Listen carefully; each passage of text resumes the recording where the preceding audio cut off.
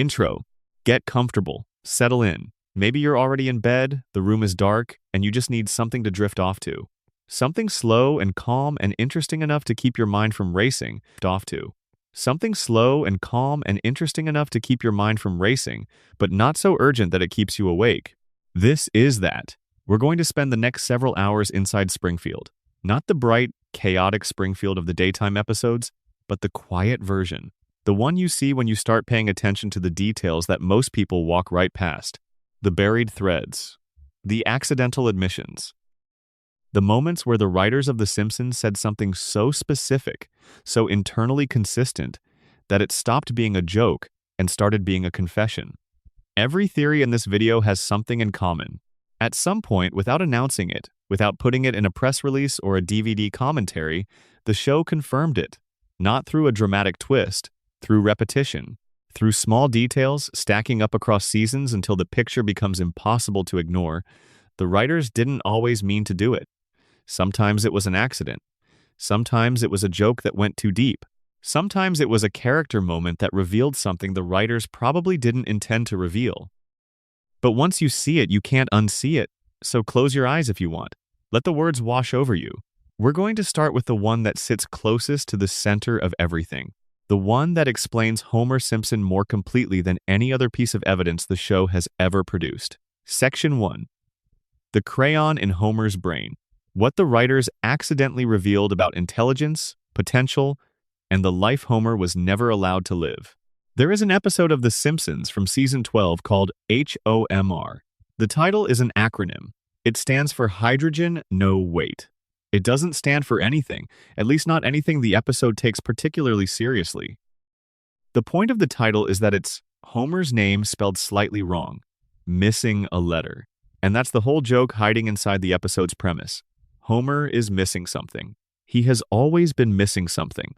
And in this episode, after decades of the show treating his low intelligence as a background detail, a comedic constant, a feature of the universe that nobody needs to question, the writers finally decided to explain it.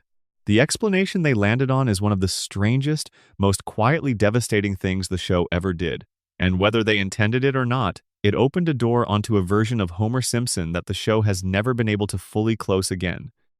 Here is what happens. Homer participates in a medical study to earn some extra money, as Homer often does when the family needs cash, and his dignity is the only currency available. During the examination, doctors discover something that has been lodged inside Homer's skull since he was a child. A crayon. A single crayon, pushed all the way up through his nasal passage and into his frontal lobe, where it has been sitting for decades, physically compressing the brain tissue responsible for higher cognitive function. The doctors remove it, and Homer becomes, almost overnight, a genius. Now, the episode plays this for comedy first. Homer starts understanding things that have always confused him. He watches a film he's seen 100 times and suddenly comprehends the symbolism. He reads books and retains them. He has conversations where he follows the thread of an argument without losing it halfway through. He and Lisa start spending time together in a way they never have before, because for the first time in his life, Homer can meet her where she lives, in the world of ideas, in the space where Lisa has always been alone. And that part is genuinely beautiful. There's a moment where Homer and Lisa are sitting together working through mathematical problems, and the warmth between them is so specific, so unlike the usual dynamic of the patient genius daughter and the bumbling affectionate father, that it lands differently. It feels like a glimpse of something that should have existed all along and didn't. A relationship that could have been the center of the show if things had gone differently. But then the episode does something darker. Homer, with his new intelligence, looks at Springfield. He looks at his job. He looks at the people around him. He looks at the architecture of his own life, the choices he made and the choices that were made for him, and he sees it all clearly for the first time. And what he sees is unbearable. Being intelligent in Springfield is not an advantage. It is an affliction. Lisa has been demonstrating this for the entire run of the show, but the episode makes it visceral by filtering it through Homer. Homer sees that the power plant is dangerous. He sees that his employer is exploiting him. He sees the gaps in his marriage, the patterns that run under the surface of his relationship with Marge. He sees that his son is heading toward a future shaped by the same limitations that trapped Homer, and he sees it clearly enough to understand that there is very little he can do about it. He writes a report on the dangers of the nuclear power plant that is so well-reasoned and so thorough that it almost gets the facility shut down. Burns naturally ensures it doesn't, and Homer is left holding a document that proves he was right and watching it accomplish nothing. The intelligent version of Homer is right about everything and powerless to change anything. And the episode's resolution is that Homer chooses to go back. He finds someone to reinsert the crayon. He chooses to give up his intelligence, to return to the comfortable fog, because the alternative is a permanent, clear-eyed view of a life he cannot fix. Before he goes under, he writes Lisa a note. She finds it later. It's a simple message. It says he understands now why she is the way she is, and he's proud of her, and he's sorry he can't be the father she deserves. And then the note trails off into a drawing of a cat, because that's where the crayon went back in. The audience is supposed to laugh, and they do. But underneath the laugh is something the writers may not have fully intended to surface, which is the question of what, exactly, put the crayon in Homer's brain in the first place. The episode doesn't answer this directly. It treats the crayon as an absurdist joke, a thing that happened because the show is a cartoon, and cartoons operate on their own logic. But if you sit with the question for a while, the answers that present themselves are all deeply uncomfortable. A crayon pushed through a child's nasal passage into their brain is not something that happens by accident. Children do push things into their noses. That part is real and documented, and occasionally terrifying for parents. But a crayon reaching the frontal lobe requires a specific angle, a specific force, and a specific absence of adults noticing that something was very wrong. A child who has pushed a crayon far enough into their skull to cause measurable cognitive impairment does not simply continue their day normally. There are symptoms. There is pain. There is a moment where a parent or a doctor or someone should have noticed. The episode waves at this problem briefly. Homer doesn't remember it happening. He was apparently very young. The implication is that it was an accident, the kind of freak occurrence that the show uses to explain its more extreme premises, and the audience is expected to accept this and move on. But the writers, perhaps without meaning to, had already given the audience a reason not to accept it quite so easily. Because by the time Homer aired in season 12, the show had already established, across years of episodes, that Homer's father Abe Simpson has a complicated relationship with the truth. Abe tells stories that contradict each other. Abe has concealed major secrets from Homer, including the fact that Homer's mother was alive for Homer's entire life, a detail we will spend considerable time with later in this video. Abe is a man who, when confronted with a painful truth, has demonstrated a consistent pattern of choosing to bury it rather than face it. So, the question becomes, did Abe know about the crayon? And if he did, why didn't he have it removed? The episode doesn't go here. The show never went here. But the evidence it had already accumulated made the question almost unavoidable for anyone paying attention. A father who was capable of letting his son believe his mother was dead for 27 years is, in theory, capable of other omissions. The crayon is presented as an accident. The show's own history suggests that accidents in the Simpson family often turn out, on closer inspection, to be choices. There is another layer to this, one that the show approached from the opposite direction in a different episode. In They Saved Lisa's Brain, Season 10, Lisa briefly becomes a member of Springfield's chapter of Mensa, alongside several of the town's other intellectual residents. The episode explores what happens when intelligent people gain actual influence over a community. And the conclusion it reaches is bleak. The intelligent people immediately start disagreeing with each other, their individual visions of a better Springfield turning out to be incompatible, their certainty in their own correctness, making compromise impossible. By the end of the episode, the Mensa experiment has collapsed, and Stephen Hawking has arrived to personally observe the failure. The show is making a specific argument here. Intelligence, in Springfield, is not functional. It does not translate into power or positive change. It produces isolation and conflict and ultimately accomplishes nothing. This is the same argument the Crayon episode makes, but approached from the community level rather than the individual. The message is consistent across both episodes, even though they aired 2 seasons apart and were written by different people. Springfield is a system that neutralizes intelligence. It doesn't do this through malice, at least not always. It does it through friction. through the accumulated weight of a community that has learned not to value thinking too highly. Lisa feels this every day. Every episode where Lisa tries to change something, improve something, challenge the status quo of Springfield, ends with the status quo reasserting itself. She wins small, temporary victories. She does not change anything permanently. And the show presents this as a kind of tragic comedy. The brilliant girl in a world not built for brilliant girls, but it's also a structural feature of Springfield itself. The town is not designed to change. It is designed to persist, and intelligence is the primary threat to that persistence. Homer, with his crayon back in place, is the town's most successful adaptation. He is a man whose potential threat to the system has been literally physically neutralized. He is smart enough to operate the machinery, but not smart enough to question why the machinery exists. He is exactly what Springfield needs him to be, and the episode Home confirms that this is not entirely an accident. Now, here is where the writers accidentally confirmed something they probably didn't mean to confirm. In the episode Stark Raving Dad, Season 3, Homer encounters a large white man who believes he is Michael Jackson and who is being held in a mental institution. This character was voiced by Michael Jackson himself, uncredited, in one of the show's most famous guest appearances. The man, whose name within the show is Leon Kompowski, convinces Homer that he is the real Michael Jackson and proceeds to help Bart write a birthday song for Lisa. This seems completely unrelated to the crayon, but stick with it for a moment. Leon tells Homer, within the episode, that he was committed to the institution after he began telling people he was Michael Jackson. The doctors concluded he was delusional. The institution was the system's response to someone whose claims about themselves didn't fit what the system expected. The institution existed to neutralize him, to contain his disruption.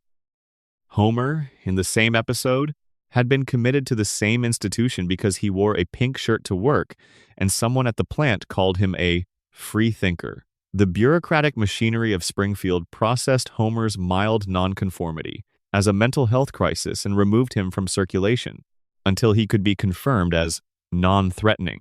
The institution, in this episode, is the system doing openly what the crayon does quietly.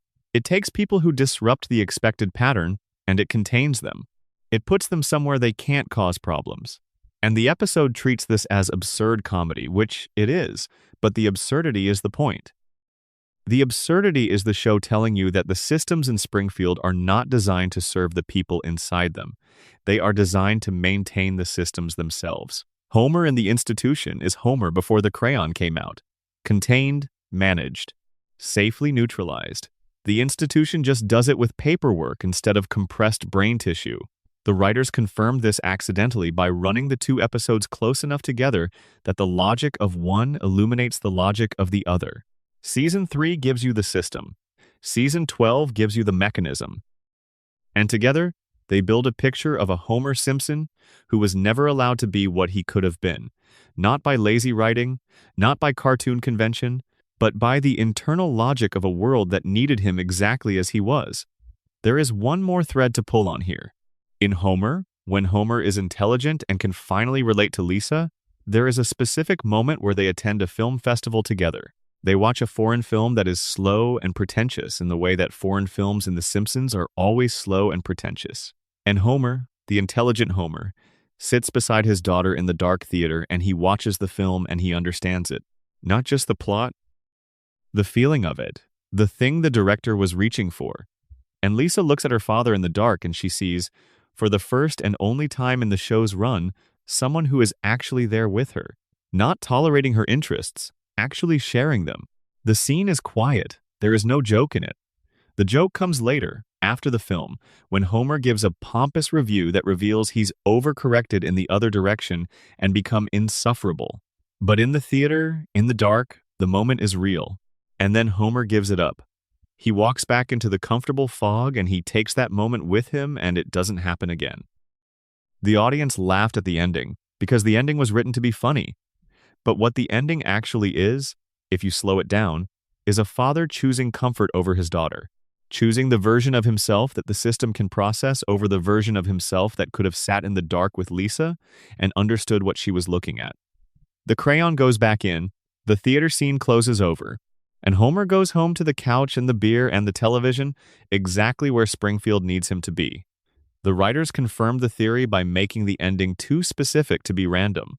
The choice isn't about Homer preferring to be dumb, not exactly. It's about Homer being afraid. The intelligent Homer was afraid of what he saw when the fog cleared. The stupid Homer doesn't have to be afraid of anything, because he can't see far enough ahead to know what's coming. And the show, which is a comedy, will never say this directly. It will never sit in the theater scene without cutting to the joke, but it put the theater scene there anyway. It gave it to you anyway. And if you're paying attention, quietly, in the dark, with enough time to let the details settle, what you find in that theater scene is the saddest thing the show ever accidentally told you. Homer Simpson could have been someone else. He knew it, for one brief season 12 episode, and he chose not to be. Because the someone else he could have been lived in a world he didn't have the heart to face. If you're watching this right now, drop a comment with your time and where you're watching from. And if you want more of this kind of thing, go ahead and subscribe. We've got a long way to go tonight, and the best stuff is still ahead. Section 2. Marge's hidden anger and the secret the show kept burying alive. Marge Simpson is the most stable person in Springfield. She is the gravitational center of the family, the thing the whole structure orbits around. She is patient and kind and devoted and practical, and she has held the Simpson household together through disasters that would have ended most marriages several times over. The show presents her as the dependable one, the constant, the anchor, and for most of its run, that presentation goes largely unchallenged. But underneath it, if you watch the show long enough and pay attention to the details that don't quite fit the patient mother portrait, something else emerges. Something the writers introduced in small doses across dozens of episodes, almost always within comedy, almost always wrapped in a joke that lets the audience move past it without sitting with what it actually said. Marge has a temper. Marge has desires that the family regularly fails to make room for. Marge has moments of fury that the show packages as outbursts and resolves in 20 minutes, but which are, taken together, a portrait of a woman who has been containing something very large for a very long time. The writers confirmed this theory accidentally not by writing a single definitive episode about Marge's anger, but by writing dozens of episodes about Marge's coping mechanisms. Let's start with her compulsive cleaning. The show uses Marge's obsessive cleaning of the house as a recurring comedy bit. She scrubs things that are already clean. She reorganizes cupboards that were already organized.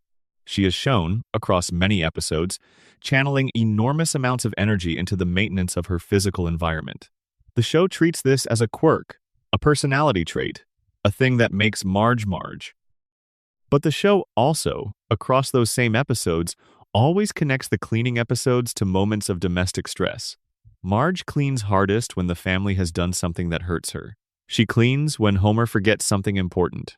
She cleans when Bart's behavior has embarrassed her in public. She cleans when the weight of managing everyone's emotions has gotten too heavy to carry any other way. This is not an accident of characterization. This is the writers, deliberately or not, using Marge's cleaning as an outlet for emotions she cannot express directly. The cleaning is the language of her anger. It is what Marge does instead of saying the thing she actually wants to say, which is that she is exhausted, that she is underappreciated, that the life she is living is smaller than the life she wanted, and that the people who benefit most from her patience are the ones least likely to notice it. The show addressed this most directly in A Streetcar Named Marge, Season 4, where Marge joins a local production of the musical adaptation of A Streetcar Named Desire. The setup is that Marge wants to do something for herself. She wants to pursue something creative, something that exists outside her role as wife and mother. And the episode chronicles the discovery that Marge is, in fact, a talented performer. She can act, she can feel things deeply and externally, can take emotions that she normally keeps carefully managed and let them out in the contained space of a stage performance. And the role she is cast in is Blanche Dubois, a woman driven to the edge of sanity by a world that has no place for her sensitivity, a woman who is destroyed, in the original Tennessee Williams play, by the brutality of a man who cannot understand why anyone would choose to live so close to their own feelings. Marge plays Blanche opposite a Homer-like Stanley, a casting choice the episode makes deliberately, and in performing the role she accidentally performs her own marriage. She performs the version of herself that she keeps buried. the one who has desires and frustrations and grievances, the one who is not patient, the one who is raw. The other performers in the show react to Marge's performance with surprise. They expected a housewife doing community theater. They got something else, something genuinely felt. And the audience watching the episode laughs because the show has been careful to wrap the emotional content in enough comedy to keep it light, but the content is there. Marge is telling you something. The role is not just a role. The episode ends with Homer coming to see the show, not understanding the subtext, being moved by it anyway, and the family returning to normal. The status quo is preserved. But the episode cannot unring the bell it rang. Marge showed you Blanche. She showed you the version of herself that cannot be contained. And then she went home and cleaned the kitchen. Later, in Season 7, the writers went further. Scenes from the class struggle in Springfield follows Marge as she accidentally gains access to Springfield's upper-class society through a designer suit she finds at a discount store. The episode is a gentle satire of class anxiety, but running underneath it is something more specific. Marge, in the company of the town's wealthy elite, discovers that she is more than capable of belonging there. She is smart, she is funny, she is perceptive. The people at the country club like her because she is interesting, not because she is performing interest. She is genuinely at ease in a world she never had access to. And then she compromises herself to stay in it. She lies about Homer's job. She alters the designer suit so many times trying to maintain appearances that it falls apart. She loses herself in the attempt to fit into a world that was never going to let her stay anyway. And the episode's resolution is that Marge realizes she was wrong to compromise who she was for the approval of people who were never truly accepting her. This is a lovely, tidy moral. The show delivers it cleanly, but the thing the writers accidentally confirmed in the process of delivering it is that Marge had a self to compromise in the first place. The episode only works if Marge is genuinely capable of belonging in a different world. If she had nothing to offer outside of her role as the Simpson family's anchor, the episode has no engine. The comedy and the pathos both depend on the fact that Marge is more than the show normally lets her be. Every episode that gives Marge a storyline outside the family confirms this. She works at the nuclear power plant briefly, and she is better at the job than Homer. She opens a pretzel business that succeeds until it is torpedoed by the mob. She becomes a police officer and turns out to be excellent at it. She becomes a real estate agent. She becomes a painter. Every time the show gives her a lane outside of domestic management, she excels in it. And every time, by the end of the episode, she has returned to the house on Evergreen Terrace, to the kitchen, to the role. The return is never framed as a tragedy. The show frames it as a choice, a decision Marge makes because her family is more important to her than any individual ambition. And that framing is not dishonest. Marge does love her family. She does choose them, again and again. But the repetition of the structure, the way every episode of Marge's Independence ends with the same return, starts to feel, across the full run of the show, less like a series of free choices and more like a pattern that was never really optional. The writers confirmed this accidentally in Marge on the Lam, Season 5, when Marge develops a friendship with her neighbor, Ruth Powers, and they spend a night out together. The episode is a loose parody of Thelma and Louise, which already tells you something. Thelma and Louise is a film about two women who discover, on the run, what their lives might have looked like if they'd had a different kind of freedom. It ends with them driving off a cliff, rather than return to the lives they left behind. The show plays the parallel for comedy rather than tragedy, but it chose that specific reference. The writers put Marge in a Thelma and Louise story. They put her there and then they brought her home safely. But the choice of reference is the tell. They were thinking about it. The writers were thinking about what Marge's story looks like when you run it through the Thelma and Louise filter, and they made an episode about it, and then they resolved it neatly and moved on. But they left the filter running. The reference echoes. And anyone who sits with it long enough has to grapple with the version of Marge that the reference implies. The one who might not always come home. The one who might someday keep driving. The gambling episode is another accidental confirmation. In Viva Ned Flanders, Season 10, Marge is revealed to have an addictive relationship with gambling. The show had explored this terrain before, in Springfield from Season 5, where Marge becomes addicted to casino gambling and the family has to intervene. What is telling about both episodes is how quickly Marge's addiction escalates and how complete her immersion in it becomes. She is not a casual gambler who gets slightly too interested. She is someone who discovers, in gambling, a form of excitement and agency that is almost entirely absent from the rest of her life. The slot machines and the card tables are places where she makes decisions, where outcomes are not predetermined, where the result of her actions is genuinely uncertain. The rest of Marge's life offers very little genuine uncertainty. The house will always need cleaning. Homer will always make mistakes. The children will always need managing. The role she occupies is clearly defined and relentlessly consistent. Gambling offers chaos, and the show accidentally reveals, in making her addicted to it, that some part of Marge is hungry for exactly that.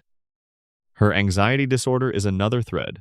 Introduced in Fear of Flying, Season 6, Marge is revealed to have a deep fear of flying that stems from repressed childhood trauma. The episode traces the anxiety back to a specific memory, the sight of her father in his pilot's uniform, an image tied to complicated feelings about masculinity and authority that the episode wisely decides not to fully unpack. What it does establish is that Marge carries things. She has an interior life that does not make itself visible in her daily behavior. Her calm exterior is not the whole story.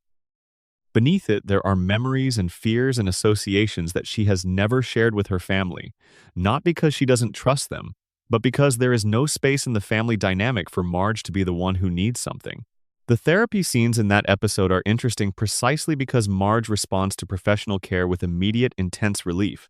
She is good at therapy. She opens up quickly and honestly, and the therapist has no trouble finding the wound. This is not a woman who has been deeply hiding from herself. This is a woman who has been waiting for someone to actually ask. The show confirmed the theory most completely in Marge vs.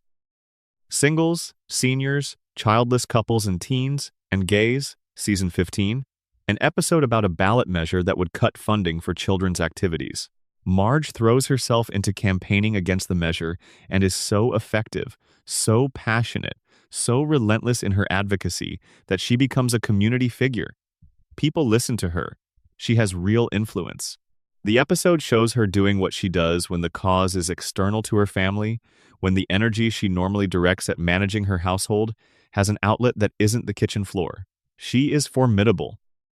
And the episode ends, as they all end, with the family dynamic reasserting itself, the ballot measure resolved, Marge back in her role. The writers were not trying to make an argument about Marge's wasted potential. They were writing comedy, but they kept returning to the same well. They kept writing Marge into situations that revealed the same thing. She is capable of more than the show allows her to do. And because they kept returning to it across different seasons and different writing staffs and different showrunners, it stopped being an accident of any individual episode and started being a structural feature of the character. Marge is the most capable person in the Simpson family. She runs the household, manages the emotional labor of 4 other people, and does so while maintaining a level of personal composure that, given the show's accumulated evidence of what it costs her, is nothing short of extraordinary. The writers confirmed this theory accidentally by writing her well. Every episode that was supposed to be about Marge getting a little taste of something beyond her daily life ended up confirming that the daily life was never the whole of her. It was always just the visible part. There is a moment late in the series, in an episode from the newer seasons, where Marge is shown looking out the window of the house at Evergreen Terrace in the early morning, before anyone else is awake. The camera holds on her. She is not cleaning. She is not making breakfast. She is not managing anyone's feelings. She is just standing at the window, looking out at Springfield, and her expression is unreadable. The episode moves on quickly. A joke arrives, the day begins. But the camera held on her face for a moment that was just a moment too long to be purely functional, and in that extra beat, in that fraction of a second where Marge Simpson looked out the window at the town she has lived in her entire life, the writers put something there. Whether they meant to or not, they put it there. And what they put there is the question she never asks out loud. What would it have been like to be someone else? What would it have been like to keep driving? What would it have been like, on a Tuesday morning in Springfield, to not be the anchor? The show will never answer this. Marge will always come back from the window, will always turn and put the coffee on and wait for the family to wake up. but the window will always be there. And every time the writers put her in front of it, every time they hold the camera a beat too long, they are accidentally confirming something they have been building for 3 decades without quite saying out loud. Marge Simpson is not the role she plays. She is the woman who showed up at the window before anyone else was awake and looked at something she cannot name, and then turned away from it and made breakfast. And did it again tomorrow, and the day after that, and the day after that. Section 3. Bart's Destiny episodes and the future the show kept burying. Bart Simpson is the character the show built itself around. Not Homer, not Lisa, not the family unit as a collective, Bart. When The Simpsons debuted, Bart was the face of it. He was the one on the merchandise, the one the cultural conversation centered on, the one whose catchphrases invaded the schoolyards and the t-shirts, and the national conversation about what television was doing to children. He was a phenomenon before the show was even fully sure what the show was. And then something happened. Slowly, across the first several seasons, the show's creative energy migrated. Homer became funnier, Lisa became deeper, the family ensemble grew richer, and Bart, who had started as the show's central force, began to recede into a more familiar role. The troublemaker, the underachiever, the one who was always in trouble and always somehow got out of it and never seemed to grow. The character who existed to create problems that the episode then resolved. This is the version of Bart that most people carry in their heads. The slingshot and the skateboard and the detentions and the prank calls to Moe's Tavern. The kid who will never learn, because learning is not the point of him. But the writers, across the full run of the show, kept doing something that contradicts this image. They kept writing episodes where Bart's future was the subject. And what they put in those episodes is far more complicated and far more specific than the background troublemaker image suggests. The writers kept accidentally revealing that they had a version of Bart in their heads that the weekly comedy never quite had room for. A Bart who was more than his reputation. And the moments where this version surfaced tell a story that the show's official narrative keeps burying, but cannot quite kill. Let's begin with the most famous Future Bart episode. Bart to the Future, Season 11, is ostensibly famous for depicting Donald Trump as a former president of the United States in a throwaway joke. But the Trump prediction, as remarkable as it turned out to be, is not the most interesting thing in that episode. The most interesting thing is what the writers chose to do with Bart in the future timeline. Bart, at 30-something, is a musician who can't get traction. He plays in bands that go nowhere. He borrows money from people he doesn't repay. He lives in a way that looks, from the outside, like failure. But the episode is careful about something. Bart is not depicted as someone who gave up. He is depicted as someone who kept going in the only direction that ever made sense to him, even when that direction didn't pay off. He is still himself, stubborn, loyal, certain of something he can't quite articulate. He believes in himself in a way that the world around him has stopped rewarding, and he does not adjust his belief to match the world's assessment of him. The episode plays this as gentle comedy. Bart is a lovable mess, but the writers, in building that Bart, were making an argument about his character that they usually keep underneath the pranks. Bart is not lazy. Bart is not nihilistic. Bart is someone who cares about very specific things and cannot make himself care about the other things, the school grades and the career trajectory and the social performances that everyone around him treats as mandatory. He is someone constitutionally incapable of performing a life he doesn't mean. The show confirmed this accidentally across a much earlier episode. Bart gets an F, Season 2. In this episode, Bart faces the genuine possibility of being held back a year. He is going to fail. And the episode, rather than playing this purely for comedy, takes it seriously. It gives Bart a night where he actually studies. A night where he puts in real effort, where he tries in the way that we rarely see him try. And the next morning, when he takes the test, he knows the material. He has the knowledge. He understands what he studied. And he still gets an F, not by much. He fails by a single question, and in the episode's most quietly heartbreaking moment, he asks the teacher if he passed when the test comes back. She says no, and his face does something that the show usually doesn't let Bart's face do. It falls. Not in comedy, in genuine disappointment. He tried. He actually tried, and it wasn't enough. The teacher, Mrs. Hoover, is not Bart's teacher. His teacher is Mrs. Crabapple, and Mrs. Krabappel, in this episode, is the one who makes the decision that tips Bart over the line. She gives him a bonus point for a historically accurate observation he makes at the end of the test, an observation that demonstrates genuine knowledge and genuine comprehension. She passes him, but before she does, there is a scene between them that is the most honest the show ever gets about who Bart actually is. Bart breaks down. He cries. He tells Mrs. Krabappel that he tried. He tells her that he studied all night and it still wasn't enough and he doesn't know what else he can do. And she believes him.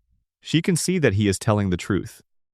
She has spent the whole episode believing that Bart is irredeemable, that the effort is wasted on him, and in this scene she discovers that she was wrong, that the irredeemability is a performance, that underneath the troublemaker is someone who is desperately afraid of being the person his reputation says he is. The writers confirmed the theory in that scene and then moved on. The next episode, Bart was back to pranks and detentions and certainty. The school moved on, Mrs. Krabappel moved on, the show moved on, but the scene was in there. The breakdown was real. And it told you something about Bart that the comedy never has room to say directly. He minds failing. He minds it enormously. He just doesn't know how to be someone who succeeds. Separate Vocations, Season 3, pushed further. In this episode, a career aptitude test suggests that Bart should be a police officer. And Bart, who has always defined himself in opposition to authority, finds that he is actually well suited to the role. He becomes a hall monitor at Springfield Elementary. He enforces rules. He is good at it. He is thorough and effective, and, most interestingly, he enjoys it. Not because he gets to bully people, but because the role gives him structure. It gives him a framework within which his particular kind of intensity and focus has an outlet that isn't destructive. The episode's resolution involves Bart sacrificing his own position to protect Lisa, who has been destroying the teacher's editions of textbooks in a misguided act of academic protest. He takes the blame for something he didn't do to save his sister, and in doing so, he goes back to being the troublemaker. He gives up the structure. He chooses the role that lets him protect someone he loves over the role that was finally making use of him. The writers wrote this as a character moment that demonstrates Bart's loyalty and self-sacrifice, and it is both of those things. But it is also, if you see it clearly, a tragedy. Bart found something that worked for him. Something that engaged his particular wiring in a positive direction, and he gave it up. Not because the structure was wrong, but because the moment required him to choose between himself and someone else. And Bart, when the choice is put that clearly, always chooses someone else. This is the thing the show keeps confirming accidentally across its Bart episodes. Bart is not selfish in the way that his reputation suggests. He is loyal to an almost irrational degree. He sacrifices for Milhouse repeatedly in ways that cost him significantly. He sacrifices for Lisa, as in Separate Vocations. He protects Homer, he defends Marge. He performs acts of genuine courage on behalf of people he loves in episodes scattered across every season. The troublemaker is, at his core, someone who would do anything for the people who matter to him. The show confirmed this in Bart vs. Thanksgiving, Season 2, where Bart destroys Lisa's centerpiece at Thanksgiving dinner in a moment of thoughtless selfishness, and then spends the rest of the episode unable to fully apologize because apologizing requires admitting that he hurt someone he loves.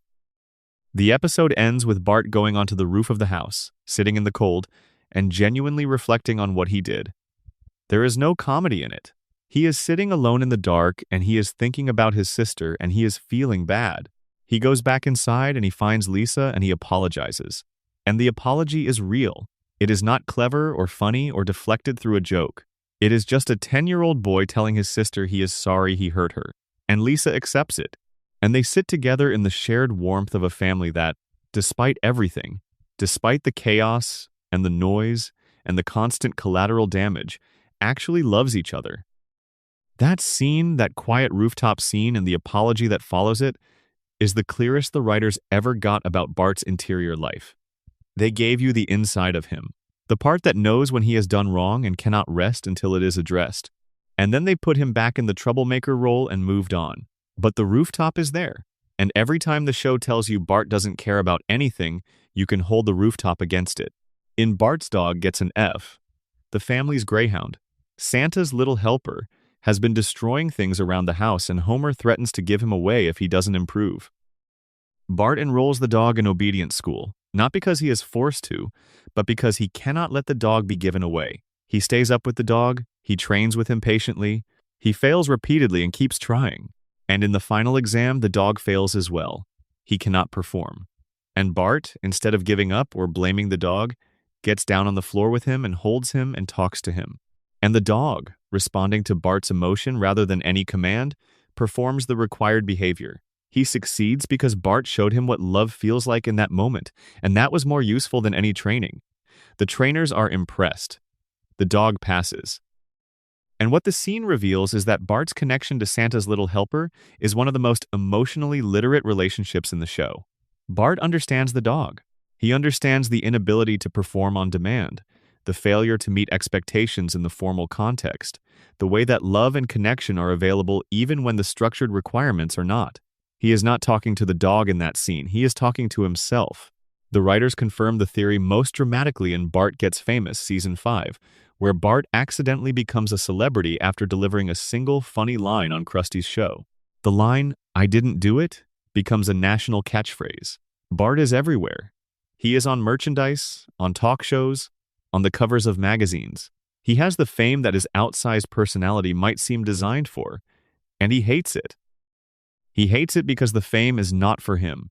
It is for the catchphrase. He is not the celebrity, the line is, he is just the vehicle for a phrase that the public has decided it loves, and the attention that comes with it has nothing to do with who he actually is. He is being seen by millions of people, and none of them are seeing him. The episode resolves with Bart going back to obscurity. The catchphrase fades. The magazines stop calling. And Bart finds himself back in Springfield, anonymous again, standing in front of Krusty's studio where the whole thing started. He could have kept riding the wave. He didn't. He stepped off it because the wave was not taking him anywhere he wanted to go. The writers thought they were writing an episode about the fleeting nature of fame, and they were, but they were also writing an episode that confirms something specific about Bart. He knows the difference between being seen and being noticed. He does not want attention. He wants recognition. He wants someone to look at him and see the actual thing that's there, not the performance, not the reputation, not the catchphrase. He has wanted this for the show's entire run, and the show has consistently failed to give it to him, while also, in episodes exactly like this one, confirming that he wants it. There is one final thread here. Lisa's Substitute, Season 2, has an episode that is principally about Lisa, but which contains a Bart storyline that runs alongside it and that illuminates something essential about who Bart is when no one is watching him perform. In the episode's B-plot, Bart runs for class president against a girl named Sherry or Terry and loses because he tells his friends to vote and they don't. He loses an election he would have won if he had taken it seriously. And the episode shows Bart's reaction to this loss, which is not the shrug or the comeback or the prank in retaliation. He is genuinely upset. He is upset with his friends for letting him down. He thought they would be there for him, and they weren't. The A-plot of that episode is about Lisa's beloved substitute teacher leaving Springfield and the grief that follows. It is the more celebrated storyline. But Bart's election loss tells you something just as specific as anything in Lisa's grief. It tells you that Bart expected his friends to show up for him, that he had faith in them. That the faith was misplaced does not alter the fact that it existed. Bart Simpson, who performs cynicism so convincingly, who has made an entire personality out of not caring, had faith that his friends would be there, and they weren't, and he felt it. The writers confirmed, across 36 years of trying to keep Bart in the troublemaker box, that he would not stay in it. Every time they wrote him with enough detail to make the episode work, he escaped the box. Every time they gave him a real scene, a real moment, a real choice, he became someone more specific and more interesting than the role the show assigned him. And the accumulation of those moments, the rooftop and the apology and the obedience school floor and the election loss and the Krusty studio and the future musician who kept going, is the portrait of a person who deserved more from the show than the show was designed to give him. Bart Simpson is still 10 years old. He has been 10 for 36 years. And in those 36 years, across all those episodes, the writers accidentally confirmed that he should have grown up by now. That the person who keeps emerging in the moments of real detail is someone who was on their way to becoming someone. Someone specific and complicated and worth watching. Someone the show never quite had room for. Because the show needed him to stay 10, and in staying 10, he stayed a troublemaker, and in staying a troublemaker, he stayed contained. And in staying contained, he stayed safe for the system that needed him exactly as he was. Section 4. Lisa's depression arc and what the writers admitted without meaning to. Lisa Simpson is 8 years old and she has been carrying clinical depression for the show's entire run. This is not a fan theory. This is something the writers have confirmed so many times, in so many specific ways, that the only remarkable thing about it is that the show never called it by its name.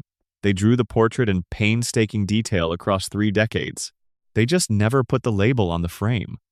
Let's go carefully here, because the evidence is everywhere and the accumulation of it is the point. The most direct confirmation is Moaning Lisa, Season 1. This is the 8th episode the show ever produced, and it introduces, in the very first season, a Lisa who is sad in a way that has no specific cause. She wakes up sad. She goes to school sad. She plays her saxophone in the middle of the night because the sadness needs an outlet, and the saxophone is the only one she has found. And when her mother asks what is wrong, Lisa says, honestly, that she doesn't know. She is just sad. The sadness is not responsive to the problem-solution structure that most of the show's plots follow. There is no specific thing to fix. There is just a persistent gray quality to her interior life that doesn't go away when the episode ends. The show was 8 episodes old when it wrote this episode. It had barely established who these characters were, and it chose to spend one of its earliest episodes on the proposition that Lisa Simpson carries a sadness that has no bottom and no clear cause. That is an extraordinary thing to decide about a character who is supposed to be, primarily, the funny one who plays the saxophone. Marge's response in that episode is well-intentioned and damaging. She tells Lisa to put on a happy face. She tells Lisa that people don't want to see sadness, that the world responds better to brightness, that Lisa should contain the feeling and present a more acceptable version of herself to the outside. And Lisa tries. She does what her mother tells her to do. She smiles. And the episode shows you that the smile is a performance, that underneath it the sadness is exactly where it was, and that the performance is exhausting. The episode's resolution involves Lisa finding a jazz musician who plays the blues, a musician who validates what she is feeling by feeling it publicly himself, by making music out of it rather than covering it with something brighter. She plays alongside him. The music helps, but the music is not a cure. It is a management strategy, a way of living with the feeling rather than eliminating it. And the episode, by making this distinction, confirmed something in its first season that it would spend the next 35 years building on. Lisa's sadness is not a problem that can be solved. It is a condition she is managing. Lisa's Substitute, Season 2, is where the show went deepest into the material and where the writers accidentally confirmed the most. Mr. Bergstrom, the substitute teacher voiced by Dustin Hoffman, is the first adult in Lisa's life who sees her clearly. He recognizes her intelligence and takes it seriously. He doesn't condescend or manage or redirect. He engages. He asks her real questions and listens to her real answers. He makes her feel, for the duration of his time at Springfield Elementary, like the world has room for the specific person she is. And then he leaves. He gets another assignment in another city and he goes. And the episode shows Lisa's grief at his departure with a directness that is unusual for the show's first few seasons. She goes to the train station. She is too late. She stands on the platform after the train has gone. She is 8 years old and she is inconsolable. The moment is played with genuine weight. There is no comedy in it. Lisa weeps at the train station because the one person who made her feel seen has left, and the episode does not soften this or resolve it quickly. It lets it be what it is. A child experiencing a loss that is not proportional, in the adult viewer's assessment, to what actually happened. A substitute teacher left. But for Lisa, what left was the evidence that the world contained anyone capable of seeing her. And that loss is proportional. For Lisa, it really is that large. Mr. Bergstrom leaves her a note. She reads it later. It says, "You are Lisa Simpson. That is the whole message. And it is the message that matters most to her because what it confirms is that she exists, that the person she knows herself to be is real and legible to someone else. She is not imagining herself. She is not an aberration. She is Lisa Simpson, and someone saw that and thought it was worth writing down. The writers put this scene in season 2, and it is one of the finest things the show ever produced. But in putting it there, they confirmed something about Lisa that the show cannot walk back. They confirmed that her need to be seen is not a quirk or a character trait. It is a survival need. She needs someone to look at her and see the actual thing that is there. And the absence of that recognition is not a disappointment but a kind of ongoing wound. The substitute teacher episode is not a sad episode that ends happily. It is an episode about what Lisa requires to function and how rarely Springfield provides it. Lisa on Ice, Season 6, explored a different vein of the same material. Lisa discovers she is good at hockey, not just competent, genuinely talented in a way that is immediately apparent to everyone who watches her play. And she experiences, for the duration of the episode, the approval that athletic ability generates in Springfield in a way that her academic achievement never has. People notice her. They cheer for her. Boys like her in the way boys do not usually like Lisa. She is celebrated, and the celebration is empty. She can see that it is empty. She is smart enough to know that the town is not responding to her. It is responding to her usefulness to the team. The approval she has waited for her whole life is finally present, and it is pointed at the wrong thing. The hockey player gets the cheers. Lisa Simpson gets nothing. The episode's climax requires Lisa and Bart to face each other in a crucial game. They are on opposing teams. The whole town has turned their rivalry into an event, and at the moment when one of them must score to win, they both stop. They look at each other and they remember, simultaneously, all the small acts of protection and loyalty they have shown each other across their shared childhood. And they drop their sticks. They skate to each other. They embrace. The crowd boos. The game is left unresolved. Neither of them scores. And the town does not understand this. Springfield, which had been cheering so loudly, goes silent with confusion. It cannot process what it has just seen, which is two siblings choosing their relationship over the performance the town expected from them. The town wanted a winner. Bart and Lisa wanted each other. These desires turned out to be incompatible. The episode is, on its surface, a warm-hearted family story. But it confirms something about Lisa that has been building since Moaning Lisa. Her connection to the people who genuinely know her, even imperfectly, even frustratingly, is more important to her than any form of external recognition. She has been searching for recognition from Springfield for the show's entire run. And in the moment when she had to choose between winning that recognition and protecting her relationship with Bart, she chose Bart. She always chooses the real thing over the performance. Lisa the Skeptic, Season 9, is where the writers got most specific about the engine beneath Lisa's depression. A construction site near Springfield uncovers what appears to be the skeleton of an angel. The town goes into a religious frenzy. They believe. They gather around the skeleton and they are comforted by it. And Lisa, who knows that the skeleton is almost certainly not an angel, who says so publicly, who applies her best scientific reasoning to the evidence and concludes that the town is deceiving itself, is ostracized for it. The episode plays the conflict between Lisa's rationalism and the town's faith as comedy and gentle satire. But the real content of the episode is loneliness. Lisa knows something is true, and the people around her know something different is true, and the gap between these knowings cannot be bridged. She is right. The skeleton turns out to be a marketing stunt, but being right gets her exactly what being right always gets her in Springfield. It gets her isolated. It gets her told she is no fun, that she is a killjoy, that she cannot simply enjoy what everyone else is enjoying. Lisa's depression, the show has been saying since Season 1, is not a clinical mystery. It is the natural response of a particular kind of mind to a particular kind of environment. Put someone who can only see clearly in a town designed to prevent clear seeing, and the result is chronic, low-grade grief.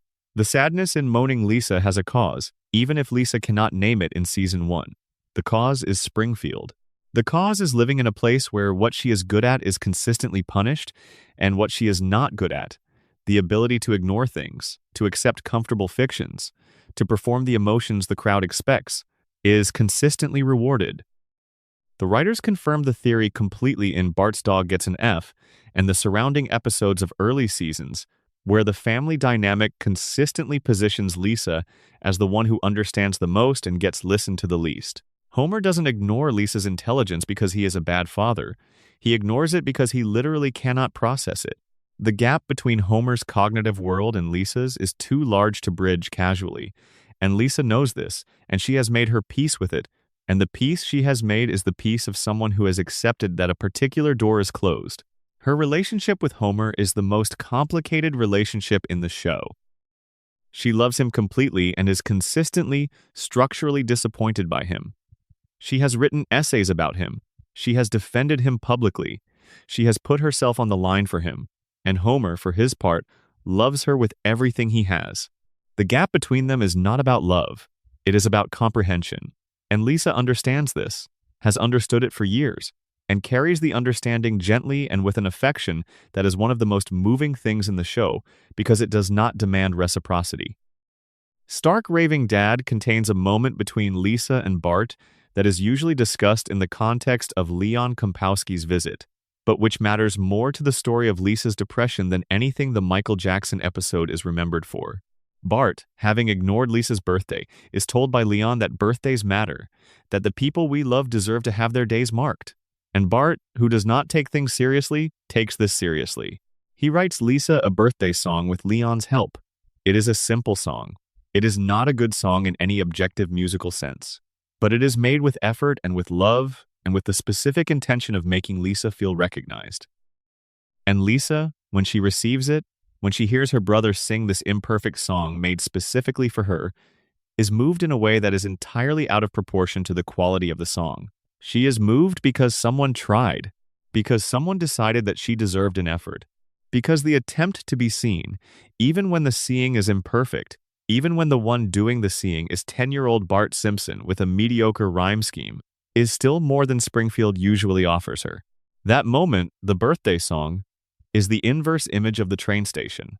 At the train station, Lisa is bereft because the one person who saw her has gone. With the birthday song, she is overcome because the person who least understands her has made an imperfect attempt to mark the day. Both moments confirm the same thing. Lisa is living in a chronic hunger for recognition that is occasionally, partially, briefly fed, and the feeding is so precious to her that it is overwhelming every time it happens. The writers have confirmed this theory across 36 years without ever calling it what it is. They have written Lisa's depression with the specificity and accuracy of people who understood it completely, who looked at the character they had built and recognized what she was, and who chose, for reasons of tone and format and commercial viability, to wrap it in comedy and saxophone music and leave the diagnosis implicit. But it is there. In every episode where Lisa plays her saxophone alone in her room, in every episode where she is right about something and punished for it, in every episode where she looks at her family and feels the love and feels the gap simultaneously, in every episode where someone sees her, briefly, imperfectly, and she holds that seeing as if it is something rare and fragile, because for Lisa Simpson, it is rare. And the writers confirmed that by writing it true, 36 seasons in a row, without ever quite saying what they were saying. Section 5. The Springfield Elementary Conspiracy. What the school has been hiding since Season 1. Springfield Elementary is the worst school in the state of Springfield, possibly the worst school in whatever loosely defined geographic region Springfield occupies on any given week. This is established early and reinforced constantly. The test scores are abysmal. The facilities are deteriorating. The teachers are underpaid, underqualified, or simply exhausted into ineffectiveness. The principal is not who he claims to be. The funding is perpetually at crisis levels. The school exists as one of the show's reliable comedy settings, a place where the institutional failure of American public education can be satirized in quick, clean strokes. But the show, across 36 seasons of treating Springfield Elementary as a comedy backdrop, accidentally built a detailed and specific portrait of something darker. When you line up all the evidence about what happens inside Springfield Elementary, when you look at the students who pass through it and the adults who run it and the systems that govern it, what you find is a school that is not simply underfunded or poorly managed. What you find is a school that is systematically designed to produce a specific kind of citizen and succeeding at it. The theory is this: Springfield Elementary does not fail its students by accident. It fails them by design, not through any explicit conspiracy, not through any meeting where the principals and teachers gathered to plan the failure, but through a cumulative institutional logic that serves the interests of the people who hold power in Springfield by ensuring that the children in their care grow up exactly as limited as the system needs them to be. The writers confirmed this theory over and over by accident. They were writing a school that was funny because it was bad. They ended up writing a school that was bad in ways that were too specific to be random. Let's begin with Principal Skinner, or the man who goes by that name. We know from The Principal and the Pauper that the principal of Springfield Elementary for the past 2 decades has been a man named Armin Tamzarian, who adopted the identity of the real Seymour Skinner while the real Skinner was presumed dead. This is a fact that the entire town knows. That was publicly adjudicated and legally resolved in favor of the fiction, and that the show moves past with characteristic speed. But the implications for Springfield Elementary are staggering, and the show never goes there. The man running the school has no legitimate educational credentials in the name he is using. His academic history, his administrative training, his professional record, all of it belongs to someone else. Armin Tamzarian is operating a public school on credentials he stole from a man who was tied to a railroad car and expelled from the community. Every diploma, every teaching certificate, every administrative evaluation in Skinner's file belongs to a person who is not Principal Skinner. The show played this as an absurdist reveal about the nature of identity and Springfield's relationship with truth, which it is.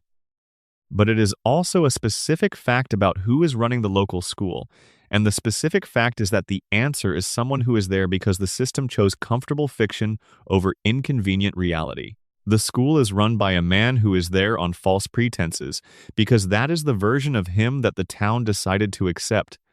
And Skinner's relationship with the school is itself a rich subject.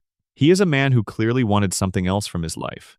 The Vietnam War experience, the trauma of it, the years of captivity, shaped him into someone whose organizational instincts are military rather than educational. He runs the school the way a commanding officer runs a battalion. Rules are rules. Hierarchy is hierarchy. Deviation is disorder. He manages the students the way he managed chaos in Southeast Asia, through rigid structure and the suppression of individual expression. The show confirmed this when it revealed that Skinner and his mother Agnes have a relationship that is essentially about control. Agnes dominates him. He submits. He brings the same submission to the school, but inverted, he becomes the authority that others submit to. The aggression flows downward. The kids at Springfield Elementary are the lowest point in Skinner's authority chain, and they receive the pressure from everything above them. Mrs. Krabappel's classroom is the most closely observed educational setting in the show, and what the show has confirmed, accidentally, through dozens of episodes set in that classroom, is a teacher who is not bad at her job because she is incompetent, but because she is defeated. She was not always defeated.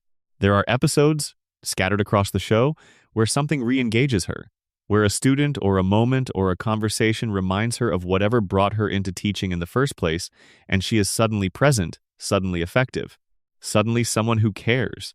But these moments are always temporary. And after each of them, she returns to the baseline of mild contempt and paper-grading boredom that defines most of her classroom appearances. This is the show confirming something specific. Mrs. Krabappel is someone who could be a good teacher and isn't, because the environment she is in has worn her down to the point where caring feels dangerous. The system she is embedded in, the combination of administrative pressure from Skinner, inadequate resources, and a student population that has been taught by the culture of Springfield that effort is optional, has made sustained engagement feel futile. She knows what caring costs, and she has run out of the budget for it. The episode Bart Gets an A confirmed this. In that episode, she passes Bart not because the system rewarded his effort, but because she, as an individual, made a choice to honor a moment that the formal evaluation structure would have missed. She gave him the benefit of the doubt. She saw the effort underneath the score, and the episode presented this as a victory, which it is, but it is a victory that depends entirely on Mrs.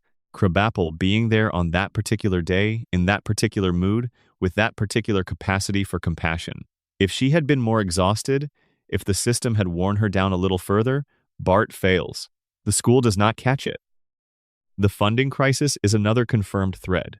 In Who Shot Mr. Burns?, the plot that triggers Burns's escalating villainy begins when Springfield Elementary discovers a oil well under the school grounds. The well represents a genuine financial solution to the school's chronic underfunding, and Burns steals it. He simply takes it because he can. Because the system that is supposed to protect the school from exactly this kind of exploitation is the same system that Burns controls.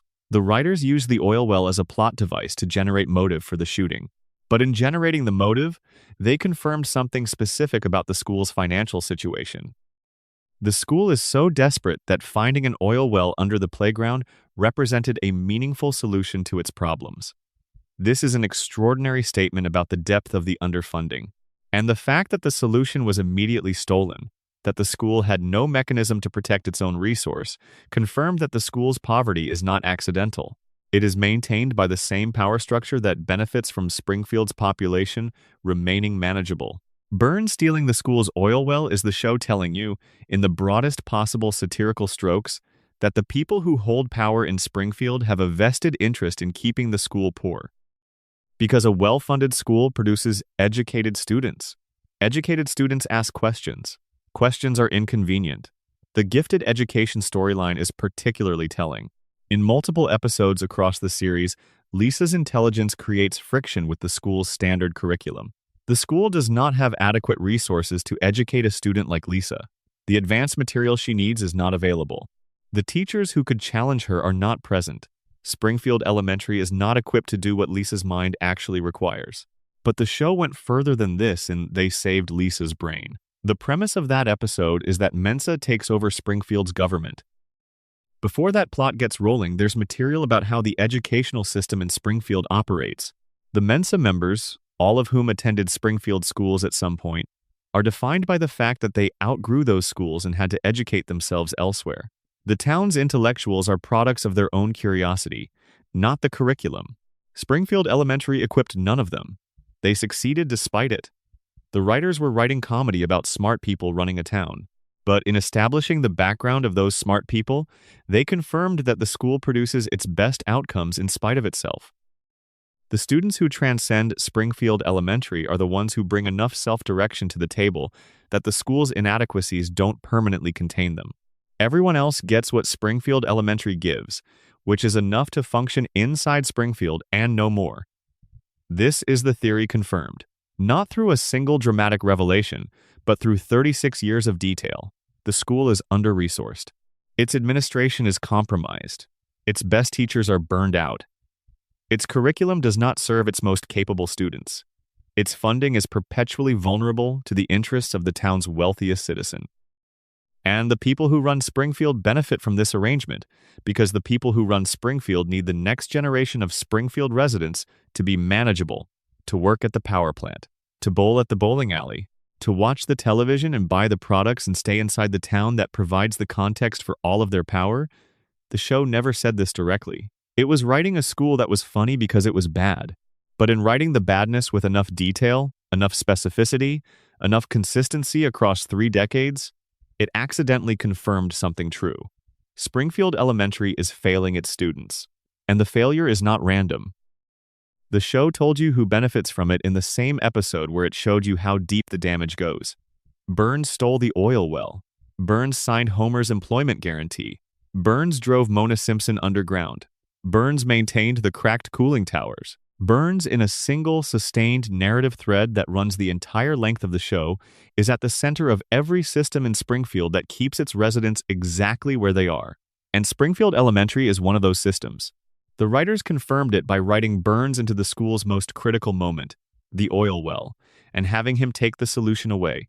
The kids at Springfield Elementary are going to grow up to be Homer. That is the theory. That is what the show accidentally confirmed across 36 seasons of classroom comedy. The school is not failing to produce capable adults. It is succeeding at producing the kind of adult that Springfield needs, the kind who doesn't look too hard at the cracked cooling towers, The kind who laughs when the three-eyed fish shows up on the news. The kind who works at the power plant and sleeps at his workstation and cannot, in the final analysis, make the connection between the man who signs his checks and the man who stole his childhood. Section 6. Ned Flanders and the Darkness. The writers couldn't hide. Ned Flanders is the most comprehensively examined secondary character in the history of The Simpsons. He has more confirmed backstory than almost anyone else in Springfield. He has been given a complete psychological history, a detailed explanation for the behavioral patterns that define him, a tragedy that his faith-based worldview has to accommodate, and a relationship with Homer that the show has been carefully building since the first season. He is, in the language of television character development, fully realized in a way that most ensemble characters in long-running shows never get to be. And the writers, in fully realizing him, accidentally confirmed something that makes Ned's entire arc look different. Something that changes the tone of every cheerful exchange with Homer, every prayer said before bed, every act of generous neighborliness offered to people who don't deserve it.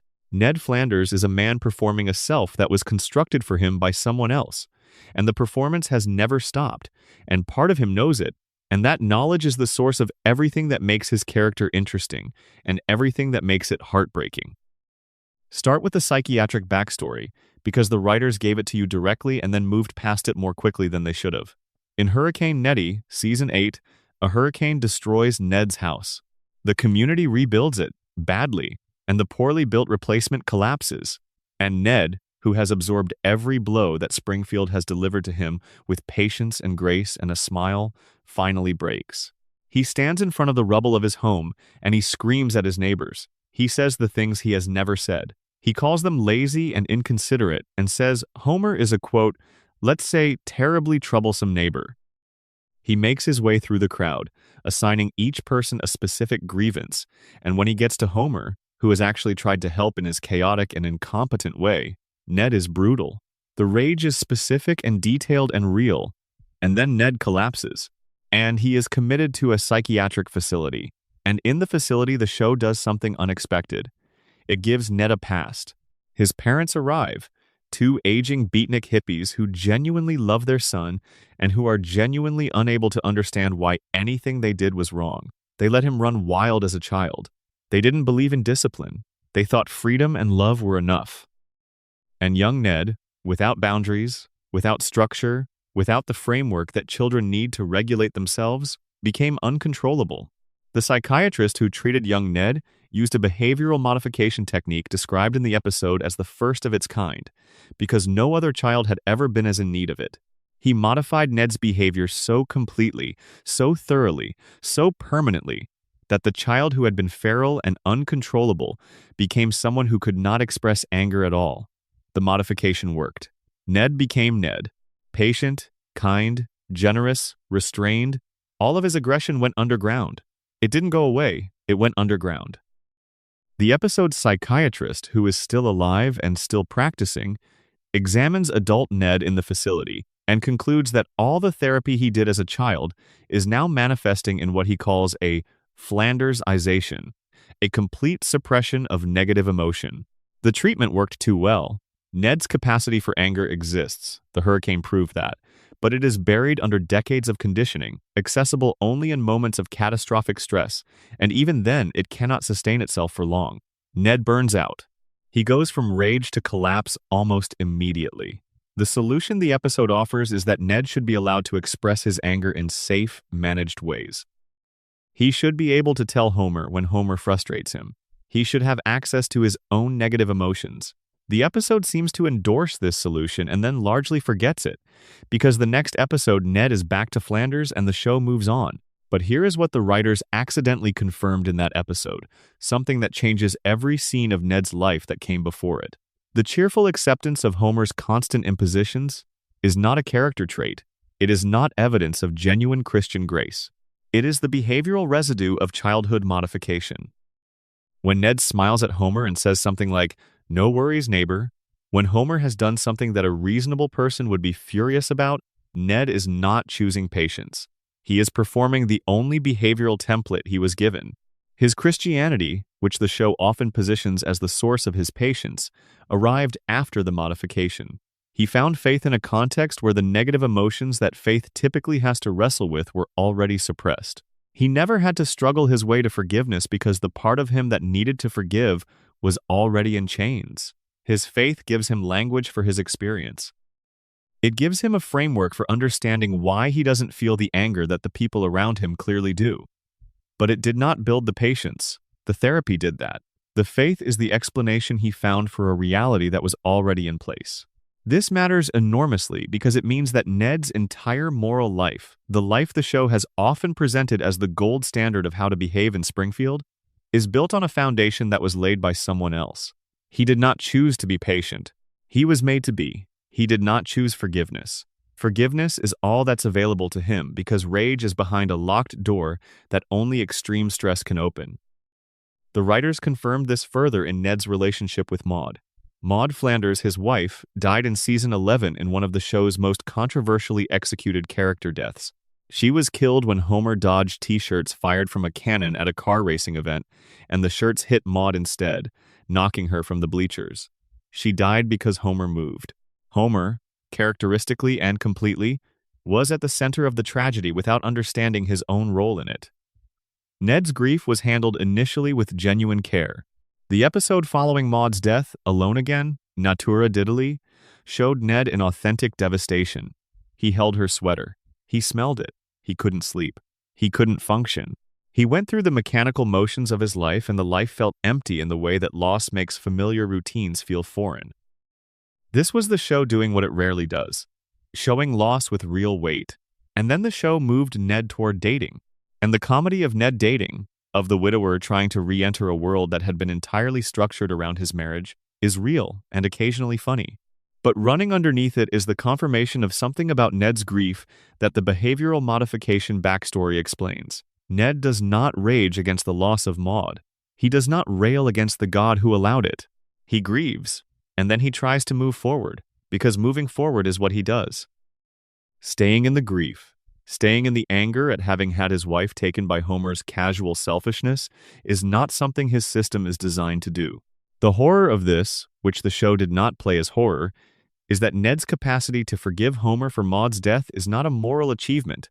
It is a clinical outcome. A man with functioning anger processing would hold Homer responsible, would feel, at a minimum, complicated feelings toward the man who moved out of the way while his wife was knocked to her death. Ned cannot do this. His system will not permit it, and so he forgives. And the show presents the forgiveness as heartwarming, as a testament to Ned's faith and goodness. But if you know about the modification, if you know that Ned's forgiveness is the only option his behavioral wiring gives him, the heartwarming turns into something else. It becomes a portrait of a man who was not allowed, at the deepest level, to grieve his wife's death in the way that grief requires. Because grief requires anger. Grief requires the stage where you are furious at what happened and furious at who allowed it.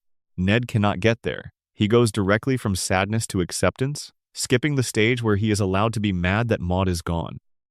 Alone Again, Natura Diddly is a quietly devastating episode when you look at it through the lens of everything the show confirmed about Ned in Hurricane Nettie. It is an episode about a man who cannot fully mourn because the part of him that would make mourning complete was removed when he was 7 years old.